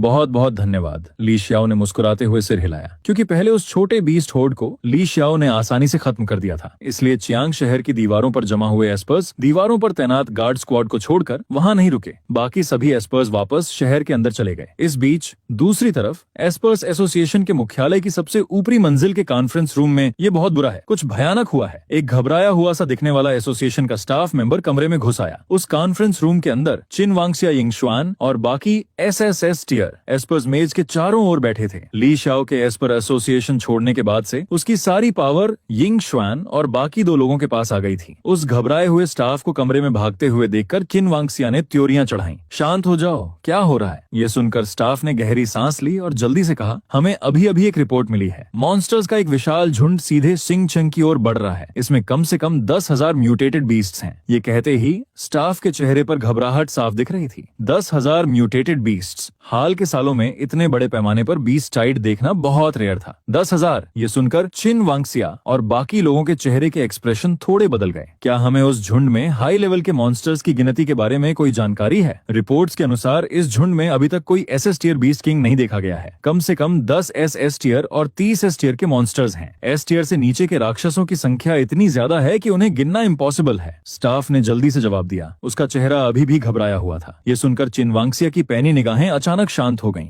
SS टियर बीस्ट किंग का कोई सुराग नहीं मिला है। अगर लगभग 10,000 राक्षसों की इस भीड़ में कोई बीस्ट किंग छिपा होता तो शायद एस्पर एसोसिएशन को इससे निपटने के लिए सीरियस होना पड़ता। लेकिन जैसा कि पता चला है, राक्षसों की इस भीड़ में कोई भी अकेला SS टियर बीस्ट किंग नहीं है। इससे सब कुछ बदल जाता है। एस्पर्स के लिए रैंक में हर बढ़ोतरी का मतलब कम से कम 10 गुना पावर का अंतर होता है। हजारों राक्षसों का झुंड देखने में भयानक लग सकता है, लेकिन सच तो ये है कि यिंगशुआन और हमारे बाकी 2 SSS टियर एस्पर्स के होने से वे तीनों आसानी से इस झुंड को रोक सकते हैं। बाकियों के लिए हमारे एस्पर एसोसिएशन में बहुत सारे S टियर और SS टियर एस्पर्स हैं। इस बीस्ट होर्ड को रोकना बिल्कुल भी मुश्किल नहीं होगा। तुम क्यों घबरा रहे हो? ये तो बस जानवरों का एक झुंड है। क्या तुम्हें लगता है कि हम तीनों SSS टियर एस्पर्स यहाँ सिर्फ दिखावे के लिए बैठे हैं? यिंगशुआन ने शांत भाव से उस स्टाफ मेंबर को देखते हुए कहा, जिसने अभी अभी ये खबर दी थी। ये सुनकर स्टाफ की शुरुआती टेंशन कम हो गई। यह बात समझ में आती है। भले ही ली शाओ को एस्पर एसोसिएशन से निकाल दिया गया हो, एसोसिएशन में अभी भी 3 SSS टियर एस्पर्स मौजूद हैं। इस बीस्ट टाइड को रोकना तो बहुत आसान होना चाहिए, है ना? ये बिल्कुल सही मौका है। ली शाओ को एसोसिएशन से निकाले जाने की खबर छोटे शहरों में फैल चुकी है और कुछ लोगों ने इसकी आलोचना भी की है। उन्हें शक है कि हम कमजोर पड़ गए हैं, लेकिन इस बीस टाइड के आने पर हम उन छोटे शहरों में सभी को यह दिखाना चाहते हैं कि ली शाओ के बिना भी एज पर एसोसिएशन आसानी से इस लहर को कुचल सकता है। इस बार हम न सिर्फ इस लहर को खदेड़ेंगे बल्कि इसके खिलाफ पूरी लड़ाई का लाइव स्ट्रीम भी करेंगे। ये सोचते हुए चिन वांगसिया अचानक कॉन्फ्रेंस टेबल से उठ खड़ी हुई। उन्होंने बोलना शुरू किया, इस लड़ाई का लाइव स्ट्रीम करके हम सभी को दिखाएंगे कि ली शाओ के बिना भी एज पर एसोसिएशन के लिए इस हमले से निपटना पहले से भी आसान है। उनके शब्द खत्म होते ही चिन वांगसिया की निगाह यिंग चुएन और बाकी दो पर पड़ी, क्योंकि वे तीनों अब एसएसएस टियर के एस्पर्स थे। हाल ही में शिंग चेनक के आसपास बहुत कम ही बीस टाइड्स दिखाई दे रही थीं, और जब भी दिखाई देती थीं, ली शाओ अकेले ही उनसे निपट लेता था। वो यिंग शुआन और दूसरों को लड़ने का मौका ही नहीं देता था। लेकिन इस बार बात अलग है। ली शाओ के दखल के बिना जब ये लहर आएगी तो एस्पर एसोसिएशन सबको दिखाएगा कि उनके एसएसएस टियर एस्पर्स ली शाओ से कम नहीं है। यिंग शुआन और बाकी दो की ताकत ली शाओ से कहीं ज्यादा होगी। ये सुनकर यिंग शुआन और बाकी दो की आंखों में एक्साइटमेंट की चमक आ गई। वे चिन वांगसिया के इरादे समझ गए थे। प्रेसिडेंट, चिंता मत कीजिए, इस बार हम तीनों एक शानदार जीत हासिल करके सबको संतोषजनक जवाब देंगे। तुम्हारे शब्दों से मुझे बहुत सुकून मिला है। चिन वांगसिया जोर से हंसे बिना नहीं रह सकी। चिन वांगसिया की नजरों में भले ही यिंग शुआन और बाकी लोग अभी अभी एसएसएस टियर में आए थे और उनकी ताकत ली शाओ से थोड़ी कमजोर हो सकती थी, लेकिन चूंकि वे सभी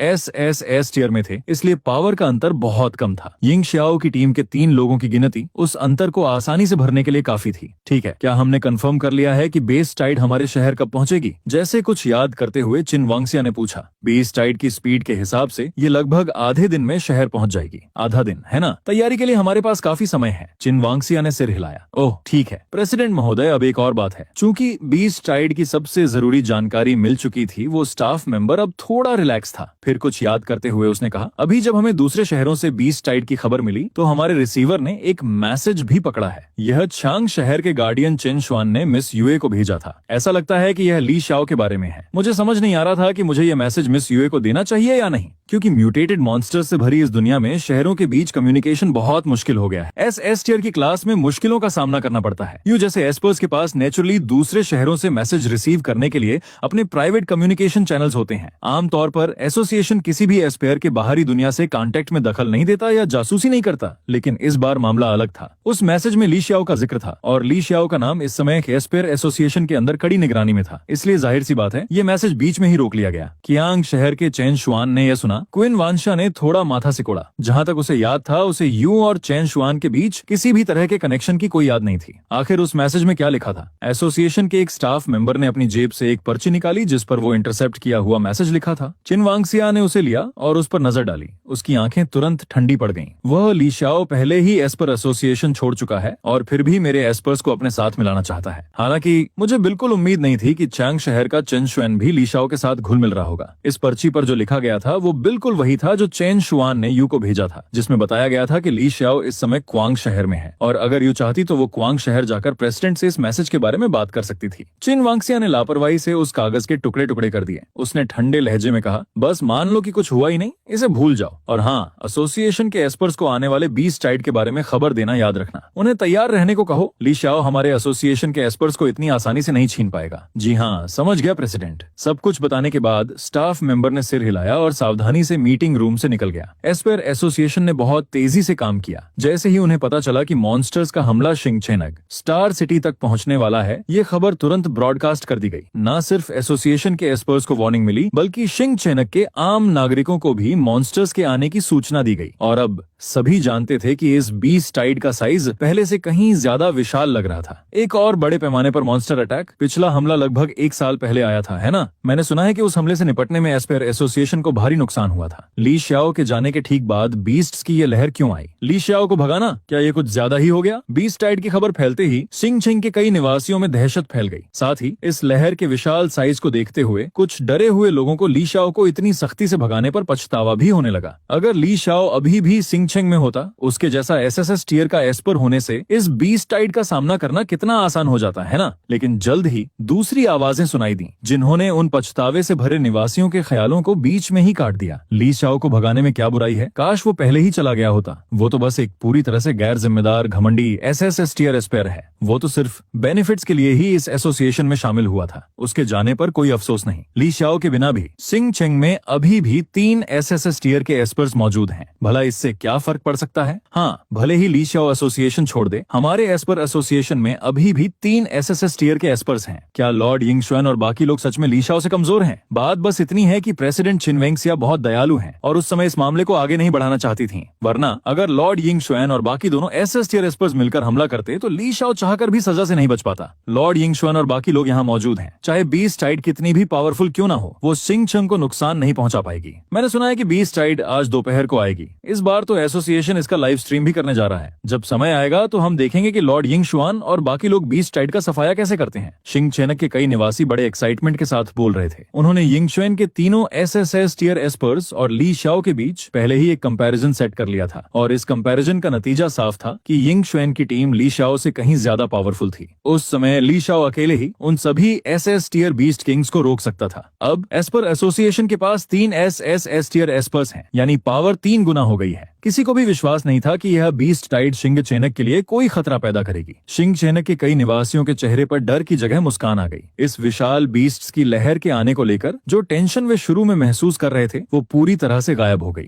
इतना ही नहीं, शहर भर में कई लोग ग्रुप्स में इकट्ठा हो गए थे। वे स्नैक्स और फल खरीद रहे थे, बस बीस्ट टाइड के आने का इंतजार कर रहे थे ताकि वे एसोसिएशन के एस्पर्स द्वारा उस भीड़ को खदेड़ने का लाइव स्ट्रीम देख सकें। इसी तरह एस्पर एसोसिएशन का यह ब्रॉडकास्ट केवल शिंग चेनक तक ही सीमित नहीं था। अपने अपने इलाकों में डटे हुए बाकी छोटे शहरों को भी यह खबर मिल चुकी थी। आधा दिन शांति से बीत गया और लाइव स्ट्रीम शुरू हो गई। शिंग चेनक में हर कोई अपने फोन या शहर भर में लगी बड़ी पब्लिक स्क्रीन्स के जरिए ब्रॉडकास्ट देख सकता था। इस समय सिंगचिंग की दीवारों के किनारे पर अनगिनत फिगर्स खड़ी दिखाई दे रही थीं। ये एसोसिएशन द्वारा तैनात किए गए एस्पर्स थे। उसी समय फॉर्मेशन के बिल्कुल आगे 3 आकृतियां खड़ी थीं। जब सिंगचिंग के निवासियों ने इन 3 लोगों को देखा तो उनकी आंखें रिस्पेक्ट और तारीफ से चमक उठी। ये तीनों शिंगचिंग के मौजूदा 3 एसएसएस टियर एस्पर्स थे, यिंगशुआन, वंगकोंग और हांग सांग। एसएसएस टियर एस्पर बनने से पहले भी वे तीनों एसएस टियर के टॉप एस्पर्स थे। एस्पर एसोसिएशन की सबसे बड़ी कॉम्बैट पावर के रूप में काम करते हुए उस समय ली शाओ इकलौता एसएसएस टियर एस्पर था जो उनसे ऊपर था। शिंग चेनक के निवासियों के बीच उनकी रेपुटेशन उतनी पॉपुलर नहीं थी जितनी अब है, लेकिन अब जब ली चाओ को एसोसिएशन से निकाल दिया गया था तो एसएसएस टियर में प्रमोट हो चुके वे तीनों सिंगचिंग के एस्पर एसोसिएशन के सबसे पावरफुल वॉरियर्स थे, जिन्हें अनगिनत लोग जानते थे और उनकी रिस्पेक्ट करते थे। दूर देखने पर विशालकाय जानवरों के झुंड के जमीन पर दौड़ने की हल्की हल्की आवाज सुनाई दे रही थी, जिससे पूरी धरती में वाइब्रेशन हो रहा था।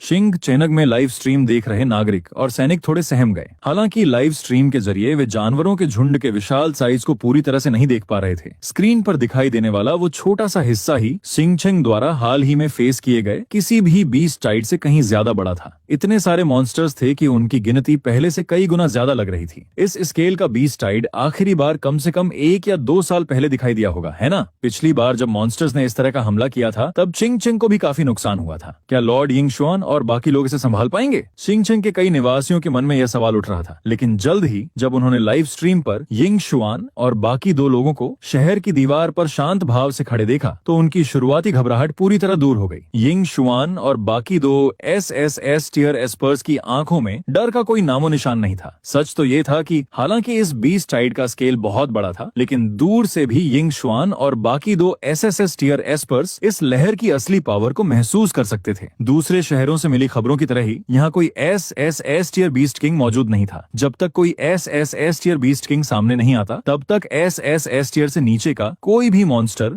उनके सामने ज्यादा तबाही नहीं मचा सकता था। इसके अलावा अगर कोई एसएसएस टियर बीस्ट किंग सच में सामने आ भी जाता तो उन तीनों के एसएसएस टियर एस्पर्स होने के कारण वे आसानी से उसका सामना कर सकते थे। दूर से आ रही जमीन की वो कंपन तेजी से बढ़ती गई। शुरू में महज काले डॉट्स की तरह दिखने वाली वो विशाल लहर सबकी आंखों के सामने तेजी से बड़ी होती गई। वो लहर शिंग चेन के करीब आती जा रही थी। अब आगे बढ़ने का समय आ गया है। कहीं ऐसा ना हो कि हम इस बीस्ट टाइड को बहुत करीब आने दें और हालात मुश्किल हो जाएं। यिंगशुआन और बाकी दोनों ने आती हुई उस राक्षसी लहर को बड़ी ही शांति से देखा। अगले ही पल यिंगशुआन के शरीर से एक भयानक एस्पर एनर्जी का प्रेशर बाहर की तरफ फैला। एक हल्की नीली आग ने उसके पूरे शरीर को घेर लिया। उसका पूरा शरीर आसमान में उड़ गया। जैसे ही वो भयानक नीली आग भड़क उठी, ऐसा लगा मानो वो हवा को ही जलाकर राख कर रही हो। तुरंत बाद यिंगशुआन के चारों ओर इकट्ठा हुई वो नीली आग बीस्ट टाइड की ओर बहुत तेजी से गिरी। एक छोटे बम के फटने की तरह वो आग वहां जाकर फट गई। एक विशाल धमाका हुआ जिसने अनगिनत म्यूटेटेड बीस्ट्स को हवा में उड़ा दिया। अनगिनत लो लेवल मॉन्स्टर्स की दर्दनाक चीखें गूंज उठी। हालांकि मॉन्स्टर साइज में बहुत विशाल थे, जिनमें सबसे छोटा भी एसएसएस टियर एस पर यिंग चुएन के सामने कई मीटर लंबा था, लेकिन उसके एक ही हमले ने उन्हें भारी नुकसान पहुंचाया। यिंग चुएन के इस भयानक हमले के आगे थोड़े पावरफुल एसएस और एस टियर मॉन्स्टर्स भी डर गए। उनकी आगे बढ़ने की स्पीड धीमी हो गई। सिंगचेंग के अनगिनत निवासियों ने लाइव स्ट्रीम पर यह सब देखा। इस नजारे को देखकर उनकी आंखों में एक पागलपन भरा एक्साइटमेंट झलक रहा था। वे खुशी से दहाड़ उठे। क्या इनक्रेडिबल पावर है! लॉर्ड यिंग शुआन सचमुच एक एस टियर एस्पेयर होने के लायक हैं। हाँ, मुझे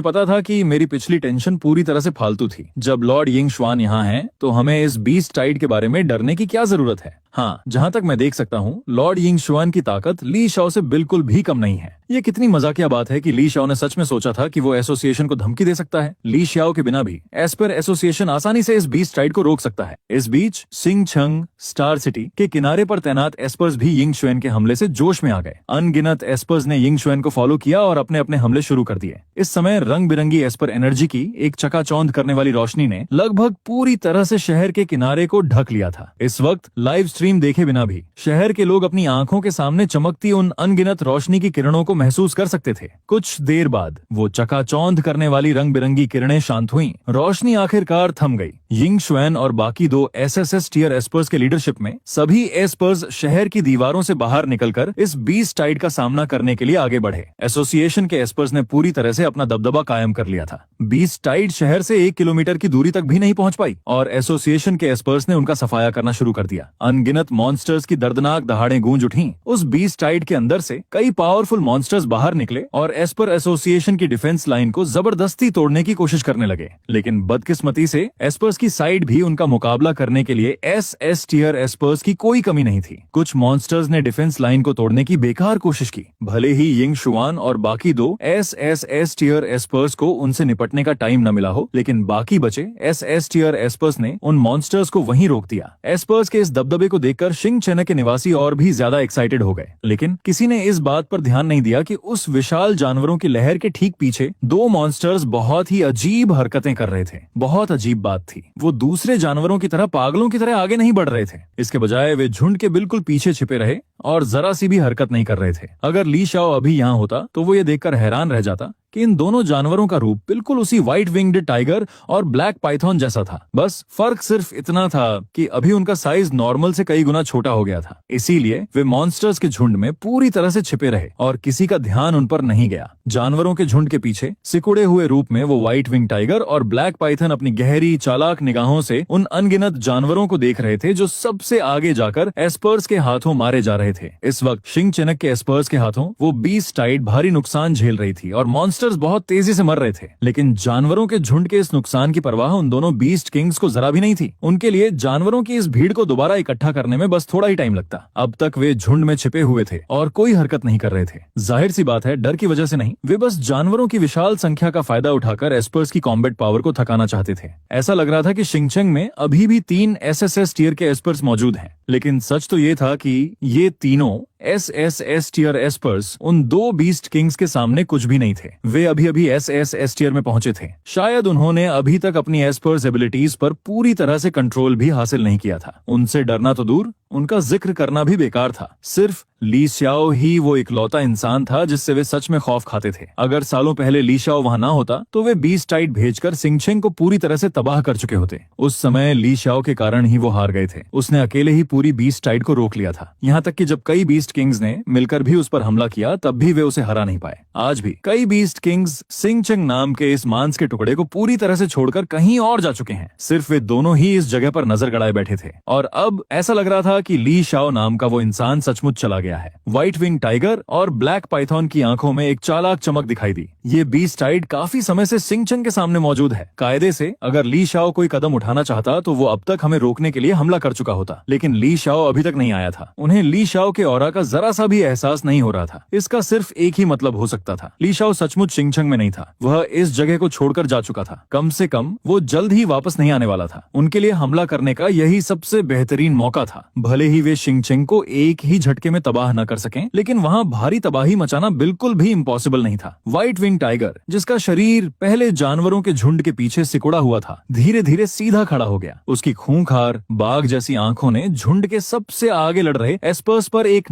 नजर डाली और फिर ब्लैक पाइथन को देखा। अब हमारी बारी है। ब्लैक पाइथन ने अपना सिर हल्का सा हिलाया। उसकी खड़ी पुतलियां यिंग शुआन और बाकी दो एस टियर एस्पर्स को घूर रही थीं, जो झुंड के आगे तबाही मचा रहे थे। उसकी सांप जैसी जीभ बाहर निकली, जिससे एक खौफनाक ठंडक का एहसास हुआ। इससे पहले ये चेक करने के लिए कि ली शाओ अभी भी शिंगचंग में है या नहीं, इन एस्पर्स ने हमारे सामने ही हमारे कई मॉन्स्टर्स को मार डाला। अब हमारी बारी है। आज हम इन लोगों को मार डालेंगे और इस शहर को तबाह कर देंगे। जैसे ही ब्लैक पाइथन ने ये कहा, वो हवा में उड़ने और जानवरों के झुंड के पीछे से हमला करने के लिए तैयार हो गया। लेकिन ठीक उसी पल व्हाइट विंग्ड टाइगर के एक पंजे ने उसका रास्ता रोक दिया। रुको, मैं पहले खुद जाऊंगा, तुम अभी किनारे पर इंतजार करो। ये सुनकर ब्लैक पाइथन ने अपनी भयानक सांप जैसी आंखें सिकोड़ी, लेकिन वो जल्दी ही व्हाइट विंग्ड टाइगर का इरादा समझ गया। ली शाओ नाम का वो इंसान बहुत अजीब था। उसके पास नॉर्मल एस टियर लेवल से कहीं ज्यादा पावर थी। अगर उसने अपने ऑरा को पूरी तरह से छिपाने का कोई तरीका खोज लिया होता तो उनके जैसे सेम लेवल के बीस्ट किंग्स भी उसे पहचान नहीं पाते। ये बिल्कुल नॉर्मल सी बात थी। ठीक है, मैं समझ गया। ब्लैक पाइथन का कुंडली मारा हुआ शरीर वापस नीचे आ गया और वो फिर से मॉन्स्टर्स की भीड़ के पीछे छिप गया। व्हाइट विंग्ड टाइगर ने हल्का सा सिर हिलाया। अगले ही पल व्हाइट विंग्ड टाइगर का शरीर, जो एक नॉर्मल जानवर के साइज का था, अचानक एक विस्फोट के साथ फैलने लगा। व्हाइट विंग्ड टाइगर के शरीर से एक खौफनाक एस्पेयर एनर्जी का फ्लो फैला, जिसने पल भर में पूरे बैटलफील्ड को अपनी चपेट में ले लिया। उसी समय व्हाइट विंग टाइगर का शरीर अपने असली रूप में वापस आ चुका था, सैकड़ों फीट विशाल। अचानक उस भयानक एस्पेयर एनर्जी के प्रेशर से सभी मॉन्स्टर्स और एस्पर्स कांप उठे। यह एस्पेयर एनर्जी का प्रेशर नॉर्मल एस टियर या यहाँ तक कि एस टियर से भी कहीं ज्यादा भयानक था। कई एस्पर्स के चेहरों पर एक बीस्ट किंग का खौफ साफ दिखाई दे रहा था। उनकी निगाहें जानवरों के झुंड के पीछे की ओर मुड़ गईं, जहां अचानक वो विशाल व्हाइट विंग टाइगर प्रकट हुआ था। उसका खौफनाक 100 फीट लंबा शरीर जानवरों के झुंड के बीच खड़ा था, जो सबका ध्यान अपनी तरफ खींच रहा था। और इस समय वो व्हाइट विंग्ड टाइगर बहुत ही भयानक स्पीड से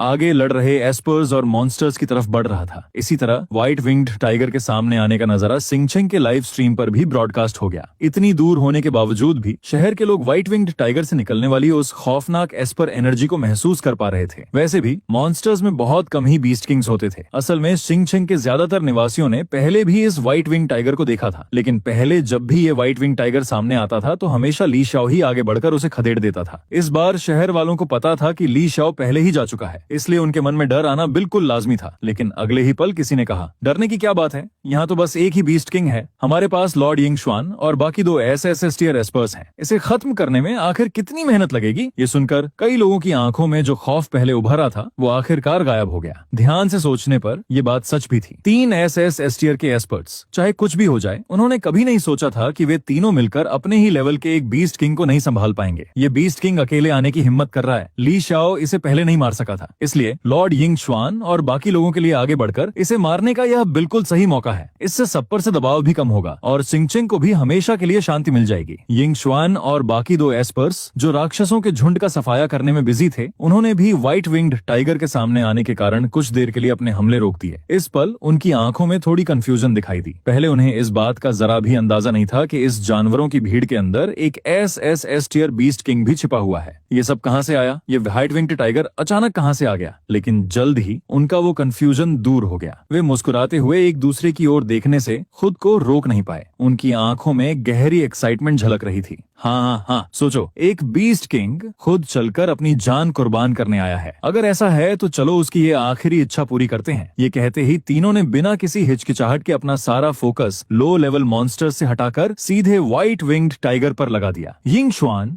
वांग कोंग और हांग सांग के शरीरों से एक बेहद पावरफुल एस्पेयर एनर्जी का तूफान उठा। आम मॉन्स्टर्स से लड़ते वक्त उनका अपनी पूरी ताकत इस्तेमाल करने का कोई इरादा नहीं था। ठीक है, तीनों ने तुरंत व्हाइट विंग टाइगर को घेर लिया। यिंग शुआन के लीडरशिप में उनके शरीरों से भयानक एस्पर एनर्जी की रोशनी निकलने लगी। उसके शरीर पर जल रही भयानक नीले रंग की आग तुरंत व्हाइट विंग्ड टाइगर की तरफ तेजी से बढ़ी। वांग कोंग और हांग संग ने भी कोई देरी नहीं की और अपने अपने पावरफुल हमले शुरू कर दिए। 3 एस टियर एस्पर्स का एक साथ किया गया कंबाइंड अटैक अगर कोई और होता तो शायद पल भर में ही उसका नामो निशान मिट जाता। लेकिन इस समय व्हाइट विंग्ड टाइगर की खूंखार आंखों में सिर्फ उन तीनों के लिए एक तिरस्कार का भाव झलक रहा था। उसने बड़ी ही शांति से अपना विशाल पंजा उठाया और उन तीनों के भयानक हमलों पर बहुत ही हल्के से प्रहार किया। बैंग बैंग बैंग 3 दबी हुई धमकें सुनाई दी और देखते ही देखते यिंग शुआन के तीनों साथियों के पावरफुल हमलों को व्हाइट विंग टाइगर ने बड़ी आसानी से चकनाचूर कर दिया। इस पल पूरा बैटलफील्ड सन्नाटे में डूब गया। असंभव, व्हाइट विंग टाइगर को उनके कंबाइंड हमलों को इतनी आसानी से चकनाचूर करते देख यिंग शुआन और बाकी दोनों की आंखों में भी गहरा सदमा झलक रहा था। वे सभी एस टियर के प्राणी थे, तो फिर यह व्हाइट विंग्ड टाइगर उनके हमलों को इतनी आसानी से कैसे चकनाचूर कर सकता था। लेकिन अभी तीनों के और सोचने का टाइम दिए बिना व्हाइट विंग टाइगर की तिरस्कार भरी निगाहें उन पर टिक गईं। अगले ही पल व्हाइट विंग टाइगर का शरीर अपनी जगह से गायब हो गया और वो तीनों एस टियर एस्पर्स में से एक वांग कांग के ठीक पीछे प्रकट हो गया। पलक झपकते ही वांग कांग के दिल में बिना किसी हिचकिचाहट के एक्सट्रीम डेंजर का एक घना खौफ पैदा हो गया। वांग कांग ने तुरंत अपने शरीर के चारों ओर एस्पर एनर्जी को इकट्ठा किया और अपनी पीठ के ठीक पीछे एक लाल रंग का एस्पर बैरियर बना लिया। इस एस्पर बैरियर की मोटाई 10 मीटर से भी ज्यादा थी। इस बैरियर में सिर्फ डिफेंस के गुण ही नहीं थे, बल्कि जैसे ही ये लाल बैरियर बना, इस पर वांग कांग की एस टियर एस्पर पावर से लगातार लाल ज्वालाएं निकल रही थीं। अगर कोई एस टियर या उससे निचले लेवल का एस्पेयर होता तो अपनी पूरी ताकत लगा देने पर भी वो इसे तोड़ नहीं पाता, बल्कि इस बात के ज्यादा चांस थे कि वो खुद इस भयानक लाल बैरियर की पावर से पीछे हट जाता। इस लाल बैरियर का यूजर वांग कांग को अपने दिल में बैठ रहे उस खौफ में जरा भी कमी महसूस नहीं हुई। सच तो ये था कि कुछ ही मिलीसेकंड बीतने के साथ उसे अपने ऊपर मंडराते मौत के खतरे का एहसास और भी गहरा होता महसूस हुआ। उसी वक्त व्हाइट विंग टाइगर के तेज धार वाले खूंखार पंजे सीधे उस 10 मीटर मोटे लाल बैरियर की ओर झपटे। इंसान के साइज के हिसाब से इस बैरियर का मौजूद होना ही अविश्वसनीय रूप से विशाल लगता था, लेकिन एस टियर बीस्ट किंग्स जैसे कि व्हाइट विंग्ड टाइगर के बारे में जानना जरूरी था। उनका असली साइज सैकड़ों फीट से भी ज्यादा बड़ा था। भले ही हमले का मेन पॉइंट उनका केवल एक पंजा था, फिर भी उनका विशाल साइज अनइमेजिनेबल था। इस विशालकाय दानव के नीचे उस खौफनाक पंजे के सामने वो 10 मीटर मोटी लाल रंग की दीवार बेहद छोटी दिखाई दे रही थी और दीवार के पीछे खड़ा वांग कांग एक नन्ही चींटी की तरह लग रहा था। अगले ही पल भयानक विशाल पंजा और लाल दीवार जोर से टकराए, लेकिन एस्पर एनर्जी की जैसी विस्फोटक लहर की उम्मीद थी वैसी लहर नहीं आई। जब वो विशाल पंजा दीवार से टकराया तो ऐसा लगा जैसे कोई स्टील का ब्लेड टोफू से टकराया हो। भले ही स्टील के ब्लेड के नीचे टोफू बहुत मोटा था, फिर भी उसमें रेजिस्टेंस करने की कोई ताकत नहीं थी और वो आसानी से बीच से कट गया। ये लाल दीवार भी बिल्कुल वैसी ही थी। उस भयानक विशाल पंजे ने बड़ी आसानी से लाल दीवार में गहरे निशान बना दिए और चुपचाप उसकी 10 मीटर मोटाई को चीर दिया। जो एक लंबी और धीमी हरकत लग रही थी, वो असल में 1 सेकंड से भी कम टाइम में हो गई थी। व्हाइट विंग टाइगर का विशाल पंजा लाल दीवार को तोड़कर वांग कांग की ओर तेजी से बढ़ रहा था, लेकिन कम से कम एस टियर एस्पर वांग कांग ने आखिरकार इस पल में रिएक्ट करने में कामयाबी हासिल कर ही ली। जैसे ही व्हाइट विंग्ड टाइगर के विशाल पंजे ने उसके बनाए हुए बैरियर को चीरा, वांग कांग के शरीर से आखिरकार क्रिम्सन एस्पर एनर्जी का एक बड़ा विस्फोट हुआ। अपने शरीर को हिलाकर उसने अपनी पोजीशन को जबरदस्ती बदल लिया, लेकिन फिर भी व्हाइट विंग्ड टाइगर के विशाल पंजे के चारों ओर लिपटी एस्पर एनर्जी के प्रेशर ने वेंगकॉन्ग का चेहरा पीला कर दिया था। अगर उसका रिएक्शन 1 सेकंड के अंश जितना भी धीमा होता तो व्हाइट विंग्ड टाइगर के पंजे उसके पूरे शरीर को 2 टुकड़ों में काट देते। ली शाओ सच में इतने लंबे समय से ऐसे खौफनाक दानवों का सामना कर रहा था। क्या उन्होंने ये नहीं कहा था कि एस टियर के प्राणियों की पावर में इतना बड़ा अंतर नहीं होता? दूसरी ओर यिंग शुआन और हैंगसेंग के चेहरे भी डर से डिस्टॉर्ट हो गए थे। हालांकि अभी अभी व्हाइट विंग टाइगर के हमले का निशाना वे नहीं थे। तीनों ही हाल ही में एस टियर के एस्पर्स बने थे, इसलिए उनकी पावर लगभग एक बराबर थी। अभी अभी व्हाइट विंग टाइगर के हमले का सामना करते हुए वांग कांग बाल बाल बचा था। अगर उसकी जगह वे होते तो शायद उनका हाल भी वांग कांग से बेहतर नहीं होता। एक पल के लिए व्हाइट विंग्ड टाइगर के सिर्फ एक हमले की वजह से घटना स्थल पर मौजूद तीनों एस टियर एस्पर्स अपनी जगह पर जम गए थे। उनमें हिलने तक की हिम्मत नहीं थी। लेकिन यिंग शुआन के तीनों एस टियर एस्पर्स के अलावा किसी और ने उस मौत के खतरे पर ध्यान नहीं दिया जो अभी अभी उनके सामने से गुजरा था। खास तौर पर हिंगचेंग के निवासियों के लिए जो आम लोग थे, उन्होंने केवल अपने एस्पर एसोसिएशन के 3 एस टियर एस्पर्स को white winged tiger beast king से कुछ पल तक लड़ने के बाद इधर उधर बिखरते हुए देखा, जो उस खौफनाक खतरे से पूरी तरह अनजान थे। शिंग चेनक के कई निवासियों की आंखों में कंफ्यूजन पैदा होना लाजमी था। सब कॉन्शियसली रूप से कई लोग अभी भी इस सोच पर कायम थे कि 2 मुट्ठियां 4 हाथों को नहीं हरा सकती। हालांकि एस्पर्स आम लोगों की तुलना में कहीं ज्यादा पावरफुल थे, लेकिन अगर वे सेम लेवल के एस्पर्स हों तो एक इंसान कितना भी ताकतवर क्यों ना हो, वो सेम लेवल के 2 एस्पर्स से लड़ नहीं सकता। है ना? और अब जब सेम लेवल के 3 एस्पर्स मौजूद हैं, तो लॉर्ड यिंगशुआन और बाकी लोग क्यों नहीं हिल रहे हैं? अभी अभी एक बीस्ट किंग लॉर्ड यिंगशुआन और बाकी लोगों की ताकत को चुनौती देने आया है। अगर वे एक साथ मिलकर हमला करेंगे तो यह बीस्ट किंग पक्का जिंदा नहीं बचेगा। लॉर्ड यिंगशुआन, जल्दी करो और उस बीस्ट किंग को मार डालो। हमारे सिंगछिंग शहर का नाम रोशन करो। निवासियों ने जोश में आकर चिल्लाया, मानो वे अपनी आवाज़ें इतनी तेज करना चाहते हो कि यिंगशुआन और बाकी दोनों उन्हें सुन सकें। यिंगशुआन, तुम तीनों यहाँ क्यों खड़े हो? जल्दी करो और हमला करो, उस बीस्ट किंग का खात्मा करो। उसी वक्त सिंगछिंग के किनारे शहर की दीवारों के ऊपर से सिचुएशन पर नजर रख रहे चिनवांगसिया भी यिंगशुआन की टीम को अचानक लड़ते झगड़ते देखकर एक पल के लिए हैरान रह गए। फिर उन्होंने तुरंत चिल्लाकर कहा, लेकिन ये शब्द सुनकर यिंगशुआन की टीम के माथे से पसीना टपकने लगा। उनका पहले वाला कॉन्फिडेंस और शांति अब पूरी तरह गायब हो चुकी थी। बीस्ट किंग की असली ताकत उनकी उम्मीदों से कहीं ज्यादा थी। इस पल भी तीनों के दिलों में पछतावे की एक झलक साफ उभर आई। उन्हें बीस्ट किंग को मारने के अपने बड़े बड़े दावों पर पछतावा हुआ और उन्हें चिनवांगसिया के साथ मिलकर ली शाओ को एस्पर एसोसिएशन से बाहर निकालने की साजिश रचने पर भी बहुत पछतावा हुआ। अगर ली शाओ अभी भी यहाँ होता तो क्या उन्हें इस बीस्ट किंग का सामना खुद करना पड़ता? बदकिस्मती से अब पछताने का कोई फायदा नहीं था। व्हाइट विंग टाइगर की नजरें यिंगशुआन पर पूरी तरह से फोकस हो चुकी थीं। ये टीम थी, इसका उन्हें जाने देने का कोई इरादा नहीं था। व्हाइट विंग्ड टाइगर की खूंखार निगाहें उन पर टिकी हुई साफ महसूस हो रही थीं। यिंगशुआन के तीनों साथियों के चेहरे के एक्सप्रेशन बार बार बदल रहे थे, लेकिन अब वे समझ गए थे कि पछताने का कोई टाइम नहीं है। तीनों ने एक दूसरे को घूर कर देखा और दांत पीसते हुए कहा, भले ही ये बीस्ट किंग ताकतवर हो, लेकिन हम 3 हैं। हम किससे डरते हैं? चाहे वे कितना भी पावरफुल क्यों ना हो, क्या वो सेम लेवल के 3 एस्पर से ज्यादा पावरफुल हो सकता है? इस विचार के साथ यिंगशुआन के तीनों साथियों के डरे हुए एक्सप्रेशन आखिरकार कुछ हद तक सुधर गए। तीनों ने व्हाइट विंग टाइगर को ठंडी निगाहों से देखा। आज हम तीनों तुम्हें जरूर मार डालेंगे, तुम्हारे हाथों मारे गए इंसानों का बदला लेने के लिए। उनके ये शब्द कहते ही तीनों के चारों ओर एक बार फिर भयानक एस्पेयर एनर्जी की लहरें उठने लगी। जवाब में व्हाइट विंग्ड टाइगर की आंखों में उनके लिए नफरत और भी गहरी हो गई। मुझे मार डालोगे? तुम्हें लगता है कि तुम तीनों इसके लायक हो? अगर ली शाओ नाम का वो इंसान बाहर आ जाए तो शायद कोई उम्मीद भी हो। व्हाइट विंग्ड टाइगर की खूनी और मजाक उड़ाने वाली आवाज सुनकर यिंगशुआन के तीनों साथियों के चेहरे और भी ज्यादा सीरियस हो गए। यह व्हाइट विंग टाइगर उनके सामने बेहद शांत भाव से खड़ा था, लेकिन उसके कहे अनुसार तीनों मिलकर भी अकेले ली शाओ का मुकाबला नहीं कर सकते थे। यिंगशुआन के तीनों साथियों की आंखों से एक किलर इंटेंट झलक रहा था। एक धीमी सी दहाड़ के साथ तीनों तुरंत व्हाइट विंग टाइगर की ओर दौड़ पड़े। यिंगशुआन के तीनों साथियों की इस हरकत को देखकर अनगिनत लोग, चाहे वे बीस्टाइड बैटलफील्ड में मौजूद एस्पर्स हों या शिंगछिंग के आम नागरिक, इस समय बेहद एक्साइटेड हो उठे। व्हाइट विंग टाइगर और यिंगशुआन के तीनों साथियों के बीच 4 पावरफुल एसएस टियर प्राणियों की एस्पेयर एनर्जी आपस में टकराई, जिससे बैटलफील्ड का सेंटर पूरी तरह से खाली हो गया। 4 एसएस टियर एस्पर्स और बीस्ट किंग के बीच की इस लड़ाई को महसूस करने वाले सभी लोग, चाहे वे मॉन्स्टर्स हों या एस्पर्स, इस भयानक लड़ाई में फंसने से बचने के लिए अपनी अपनी ताकत के अनुसार तेजी से पीछे हट गए। इस लड़ाई के झटके ही लो लेवल एस्पर्स के आसानी से टुकड़े टुकड़े कर सकते थे और अभी बीस्टाइड बैटलफील्ड के बाहर अनगिनत एस्पर्स और सिंगछिंग के निवासी जयकारे लगा रहे थे और जैसा कि उम्मीद थी यिंगशुआन की टीम को सपोर्ट कर रहे थे। लॉर्ड यिंगशुआन और बाकी लोगों के यहाँ होने से एक बीस्ट किंग भी हमारे शिंगछिंग के 1 इंच जमीन पर भी कब्जा नहीं कर सकता। हाँ, ली शाओ के बिना भी लॉर्ड यिंगशुआन और बाकी लोग बीस्ट किंग को शहर के बाहर ही रोक सकते हैं। लिव स्ट्रीम पर लड़ाई देखते हुए सिंगछिंग के कई निवासी जोर से हंसे। आम लोगों की लिमिटेड नजरों के कारण वे यिंगशुआन की टीम की असली हालत पर बिल्कुल ध्यान नहीं दे पाए। व्हाइट विंग्ड टाइगर से कुछ ही पल लड़ने के बावजूद उनके चेहरे पसीने से तरबतर हो चुके थे। उनकी एस्पेयर एनर्जी के हद से ज्यादा यूज के कारण उनका रंग भी पीला पड़ गया था। दूसरी ओर व्हाइट विंग्ड टाइगर को देखें, भले ही वो अकेला बीस्ट किंग था, लेकिन वो शुरू से आखिर तक पूरी तरह से रिलैक्स दिखाई दे रहा था। वे सभी एसएस टियर के प्राणी थे, लेकिन व्हाइट विंग्ड टाइगर यिंगशुआन की टीम से बिल्कुल अलग ही लेवल का प्राणी लग रहा था। इतनी सी ताकत के साथ तुम खुद को एसएस टियर का प्राणी कहते हो? और ठीक उसी वक्त व्हाइट विंग्ड टाइगर की खूंखार आंखें चौड़ी हो गईं। उसने अपने डरावने पंजे उठाए और उन्हें यिंगशुआन और बाकी दोनों की ओर जोर से पटका। उसी समय व्हाइट विंग टाइगर के चारों ओर एस्पर एनर्जी का प्रेशर बेतहाशा बढ़ गया, जिससे यिंगशुआन के तीनों साथी बुरी तरह घिर गए। चारों ओर मौत का गहरा खतरा छा गया। यिंगशुआन के तीनों साथियों के चेहरे के एक्सप्रेशन एकदम बदल गए। वे पीछे हटना चाहते थे,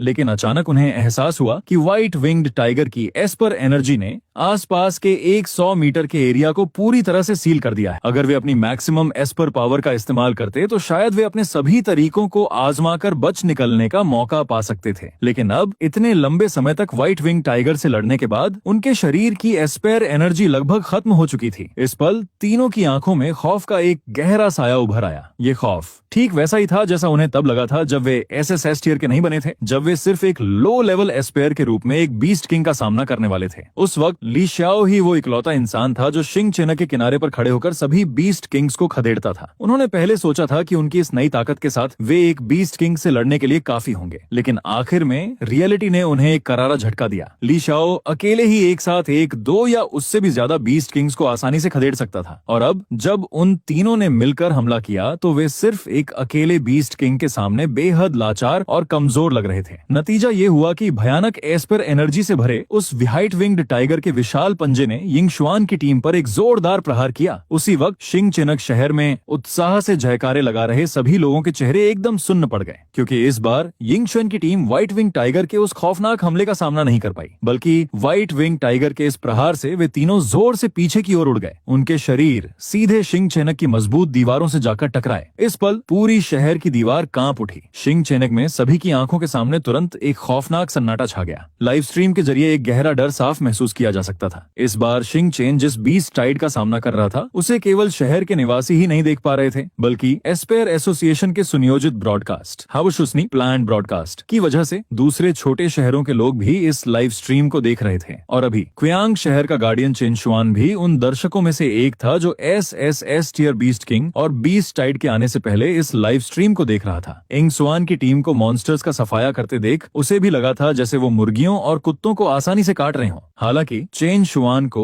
एस्पेयर एसोसिएशन का ली शाओ को इस तरह भगा देना बिल्कुल पसंद नहीं आया था, लेकिन उसने दिल से यिंग शुआन की टीम की ताकत को माना था। चेन शुआन को खुद भी लगा था कि यिंग शुआन की टीम की पावर के साथ अगर कोई बीस्ट किंग सच में सामने आ भी जाए तो वे उसे आसानी से रोक सकते हैं या मार भी सकते हैं। लेकिन हालात की रियलिटी ने चेन शुआन को एक बहुत बड़ा झटका दिया। उस अकेले white winged tiger beast king का सामने आना ही काफी था। सिर्फ एक अकेले बीस्ट किंग की ताकत से ही वो एस टियर एस्पर्स के खिलाफ 1 वर्सेस 3 1 वर्सेस 3 की लड़ाई में यिंग शुआन और बाकी दोनों को ऐसी बुरी हालत में पहुंचाने में कामयाब रहा और खुद उसे जरा सा भी नुकसान नहीं हुआ। क्या ऐसा हो सकता है कि यिंग शुआन और बाकी लोग सच में इस बीस्ट किंग के खिलाफ कुछ नहीं कर सकते? क्या ये 50-50 का चांस है? चेन शुआन ने पहले ही इसे सबसे बुरी सिचुएशन मान लिया था, लेकिन जब लाइव स्ट्रीम में यिंग शुआन की टीम को सच में हारते हुए दिखाया गया और व्हाइट विंग्ड टाइगर द्वारा उन्हें खदेड़ा गया तो चेन शुआन अपने दिल में उठ रहे उस गहरे सदमे को छिपा नहीं सका। एस टियर का एस्पेयर होने के बावजूद उसका दिल डर से कांप उठा। 3 एस टियर एस्पर्स की कंबाइंड पावर भी एक अकेले बीस्ट किंग का मुकाबला नहीं कर पाई और वे आमने सामने की लड़ाई में हार गए। ये एक ऐसी बात थी जिसकी किसी ने सपने में भी कल्पना नहीं की थी। चेन शुआन का दिल और भी निराश हो गया। उसने सोचा था कि फ्यूचर में जब वो खुद एस टियर का एस्पेयर बनेगा तो वो भी एक बीस्ट किंग से आमने सामने लड़ने के लायक हो जाएगा। उसे लगा था कि भले ही ली शाओ क्वांग शहर को छोड़ दे, चेन शुआन अकेले ही शहर की रक्षा कर पाएगा। लेकिन इस लाइव स्ट्रीम ने चेन शुआन की इस सोच को पूरी तरह चकनाचूर कर दिया। एक नॉर्मल एस टियर का एस्पेयर इस वक्त एक बीस्ट किंग का मुकाबला करने के बिल्कुल भी लायक नहीं था। लाइव स्ट्रीम में यिंग शुआन की टीम को हारते और खून उगलते हुए देखकर और शहर की दीवारों पर मौजूद एस्पर्स को देखकर जिनके चेहरों पर एक अनकहा खौफ साफ दिखाई दे रहा था, चेन शुआन की हैरानी और भी बढ़ती गई। उसने सोचा कि जब एस्पर्स एसोसिएशन के उन लोगों ने ली शाओ को भगाया था तो क्या उन्होंने कभी सपने में भी सोचा था कि आज उनकी ये हालत होगी? ली शाओ के पास सिंग छिंग की रक्षा करने की असली ताकत थी। ली शाओ ने लगातार 5 सालों तक बीस्ट किंग्स को खदेड़ते हुए सिंग छिंग और एस्पेयर एसोसिएशन को उनकी आज की ऊंचाइयों तक पहुंचाया था। लेकिन इसका मतलब यह बिल्कुल नहीं था कि नॉर्मल एस टियर एस्पर्स भी वो सब कर सकते थे जो ली शाओ ने किया था। यिंग शुआन की टीम आज इस बात का एक बहुत अच्छा एग्जाम्पल थी। जब उन्होंने सचमुच किसी असली बीस्ट किंग का सामना किया तो उनके और ली शाओ के बीच का जमीन आसमान का अंतर साफ सामने आ गया। लेकिन अभी भले ही एस्पेयर एसोसिएशन के लोग पछताना चाहें, शायद बहुत देर हो चुकी थी। आखिरकार ली शाओ पहले ही एस्पेयर एसोसिएशन छोड़ चुका था। चेन शुआन के मन में अचानक एक भयानक ख्याल आया, शिंग चेनक का शायद इस बार सच में अंत हो गया है। किसी ने सपने में भी नहीं सोचा था कि ली शाओ के जाने के तुरंत बाद शिंग चेंग का सामना जिस पहले बीस्ट किंग से होगा वो ऐसा होगा जिसे रोकने के लिए शहर के पास कोई ताकत नहीं है। जब तक कोई ऐसा एस्पेयर ना हो जो एस टियर बीस्ट किंग से अकेले निपट सके तब तक शिंग चेनक उसे नहीं रोक पाएगा। चाहे उनके पास कितने ही और एस्पर्स क्यों ना हो, वे सभी सिर्फ एक तरफा नरसंहार का शिकार बनेंगे। ये सोचते ही चेन शुआन के चेहरे के एक्सप्रेशन थोड़े बदल गए। उसके शरीर में एस्पेयर एनर्जी की लहरें दौड़ गईं और वो खड़ा हो गया और अपनी जगह से गायब होकर उस छोटे से आंगन की ओर चल पड़ा जहां ली शाओ क्वांग शहर में रहता था। अभी ली शाओ के घर का छोटा सा आंगन पहले की तरह अस्त व्यस्त नहीं था। जब ली शाओ यहाँ पहली बार आया था तो जैसे ही चेन शुआन ने आंगन में कदम रखा था उसकी नजर आंगन के उत्तरी किनारे पर लगे 3 पौधों पर पड़ी थी। चेन शुआन की आंखें सिकुड़ गईं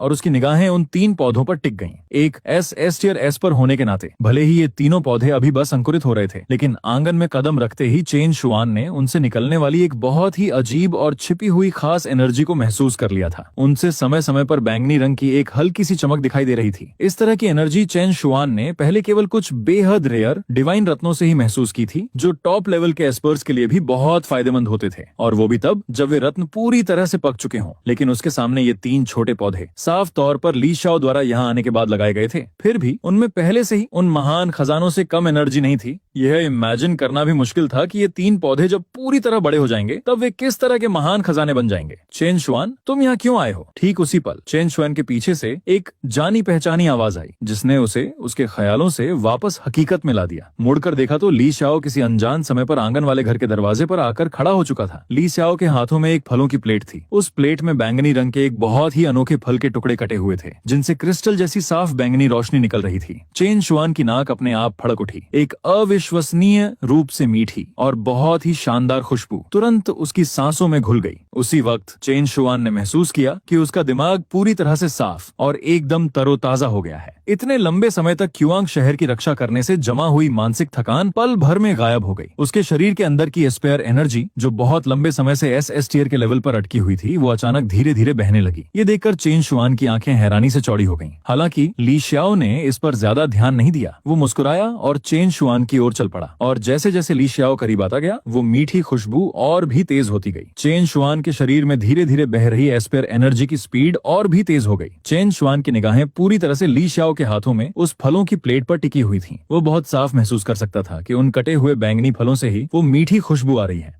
ये क्या है? चेन शुआन खुद को रोक नहीं पाया और पूछ बैठा। ओह, ली शाओ ने अपने हाथों में फलों की प्लेट को देखकर मुस्कुराते हुए कहा, ये तो मैंने खुद उगाए हुए फल हैं। एक टुकड़ा चाहिए? ये सुनकर चेन शुआन ने मुश्किल से अपनी बात कही और उसकी नजरें अचानक ली शाओ के हाथों में उस प्लेट पर जा टिकी। सच बात तो ये है कि एक बेवकूफ भी समझ सकता था कि इस पूरे चमत्कार के पीछे असली वजह वो चीज थी जो ली शाओ के हाथ में थी। दूर से ही फलों की उस प्लेट की महक से ही ऐसा जादुई असर हो रहा था। अगर वो सच में उसे खा लेता तो क्या वो सीधा स्वर्ग नहीं पहुंच जाता? ली शाओ ने चेन शुआन का वो रिएक्शन देखा और हंसे बिना नहीं रह सका। उसके हाथों में फलों की उस प्लेट में जो फल थे, वे असल में वही स्टैट एनहांसिंग फ्रूट्स थे जो उसने पहले हासिल किए थे। क्योंकि एक ही दिन में सारे फल खा लेने से बॉडी में रेजिस्टेंस बढ़ जाती और फलों का बहुत सारा असर बेकार हो जाता। इसलिए ली शाओ ने एक दिन में सिर्फ एक फल खाने का डिसाइड किया था, लेकिन फल काटने के तुरंत बाद ही चेन शुआन वहां आ गया। तुम्हें भी एक टुकड़ा चाहिए? ली शाओ ने फलों की प्लेट की ओर इशारा करते हुए चेन शुआन से पूछा। ली शाओ ने एक स्टैट एनहांसिंग फ्रूट को बराबर 8 टुकड़ों में काट दिया था। ये सुनकर चेन शुआन अंदर से घबरा गया। क्या ये सच में ठीक है? हालांकि उसने यह बैंगनी फल पहले कभी नहीं देखा था, लेकिन उसके जैसे एस टियर एस्पेयर के लिए महज इसकी खुशबू से ही इतना गहरा असर महसूस हो रहा था। चेन शुआन को बहुत अच्छी तरह पता था कि ये चीज कितनी ज्यादा कीमती है। ये कोई मामूली फल नहीं, ये एक बहुत बड़ा खजाना। इस लेवल का खजाना तो ली शाओ के लिए भी बहुत कीमती होगा। कोई बात नहीं, मेरे पास अभी भी ऐसे बहुत से फल हैं। एक बार जब ये तीनों पौधे बड़े हो जाएंगे तो इनमें स्टैट एनहांसिंग फ्रूट्स और भी ज्यादा उगेंगे। कम नहीं। ली शाओ ने पहले लगाए गए उन तीनों पौधों की ओर इशारा किया। सिस्टम के अनुसार फ्यूचर में जब ये तीनों पौधे पूरी तरह से मैच्योर होकर फल देने लगेंगे तो उसे और भी स्टेट एनहांसिंग फ्रूट्स मिलेंगे। इन फलों के पेड़ों की ग्रोथ को लेकर ली शाओ को जरा भी टेंशन नहीं थी। उसने कल के डेली मिशन से मिले रिवॉर्ड के लिए अपने सिस्टम पैनल पर एक नजर डाली। उसे एस्पेयर हेवनली स्प्रिंग नाम का एक खास आइटम मिला था। वो सिस्टम को किसी भी खास जगह पर एक झरना बनाने का कमांड दे सकता था और उस झरने के पानी का एक मेन काम था। ये पौधों की ग्रोथ को बहुत तेजी से बढ़ा सकता था। ली शाओ की बातें सुनकर चेन शुआन की नजरें फिर से उन तीनों पौधों पर टिक गईं। उसकी आंखों में हैरानी और भी गहरी हो गई। वो पहले से ही जानता था कि ये तीनों पौधे शायद कोई जादुई चीज हैं, लेकिन उसने कभी सपने में भी नहीं सोचा था कि ये इतने अनबिलीवेबल होंगे। इस तरह के खास और जादुई फल असल में इन्हीं 3 पौधों से उगते हैं। एक बार जब ये मैच्योर हो जाएंगे तो मैं इन्हें हासिल करने में कोई कसर नहीं छोड़ूंगा। ये सोचते ही चेन शुआन ने तुरंत वो फल उठा लिया। चेन शुआन ने फल का वो छोटा सा टुकड़ा खाया और उसे एक ही बार में निगल लिया। फल खाते ही उसने अपने शरीर के अंदर एस्पर एनर्जी का एक भयानक विस्फोट महसूस किया। यह एनर्जी चेन शुआन के कोर में जाकर बेतहाशा दौड़ने लगी। वो भयानक एस्पर एनर्जी तेजी से चारों दिशाओं में फैल गई, जिससे वहां एक भयंकर आंधी सी उठ खड़ी हुई। लेकिन इससे पहले कि चेन शुआन के अंदर से निकल रही वो एस्पर एनर्जी आसपास के के माहौल को कोई नुकसान पहुंचा पाती। ली शाओ ने अपनी विल पावर से उस पर एक नजर डाली। उसने चेन शुआन के चारों ओर एक एनर्जी बैरियर बना दिया, जिससे उस एनर्जी का वो खतरनाक विस्फोट वहीं रुक गया। उसी समय चेन शुआन के अंदर की एस्पेयर एनर्जी बहुत तेजी से बढ़ने लगी। कुछ देर बाद चेन शुआन ने आखिरकार अपनी आंखें खोली। इस बार उसकी आंखें एक अजीब सी खुशी और परमानंद से भरी हुई थीं। फल के सिर्फ उस एक टुकड़े के असर से चेन शुआन ये देखकर हैरान रह गया कि उसकी ताकत सचमुच एस रैंक के पीक पर पहुंच गई थी। अगर उसे थोड़ा और टाइम मिल जाता तो एसएस टियर का एस्पेयर बनना उसके लिए कोई मुश्किल काम नहीं होता। फ्यूचर में एसएस टियर एस्पेयर बनने के ख्याल से ही चेन शुआन अंदर से और भी ज्यादा रोमांचित हो गया। इसी तरह ली शाओ ने भी चेन शुआन की एस्पेयर एनर्जी में आए उस बदलाव को महसूस किया। उस एनर्जी की इंटेंसिटी देखकर उसने थोड़ी थ्योरियां चढ़ाई। ये अभी तक एसएस टियर तक नहीं पहुंचा। असल में ली शाओ ने सोचा था कि स्टेट एनहांसिंग फ्रूट का वो 1/8 हिस्सा चेन शुआन की ताकत को आसानी से बढ़ा देगा और उसकी एस्पेयर एनर्जी को सीधा एसएस टियर तक पहुंचा देगा। ये उसके लिए मुश्किल नहीं होना चाहिए था, लेकिन अब देखा जाए तो फल का एक टुकड़ा अभी भी थोड़ा कम ही पड़ गया था। आखिरकार वो चियांग शहर में लंबे समय तक बसने की प्लानिंग कर रहा था और चियांग शहर में उसके अलावा चेन शुआन ही सबसे पावरफुल एस्पेयर था। अगर फ्यूचर में कुछ भी हुआ और ली शाओ को सब कुछ अकेले ही संभालना पड़ा तो ये उसके लिए बहुत बड़ा सिरदर्द हो जाएगा।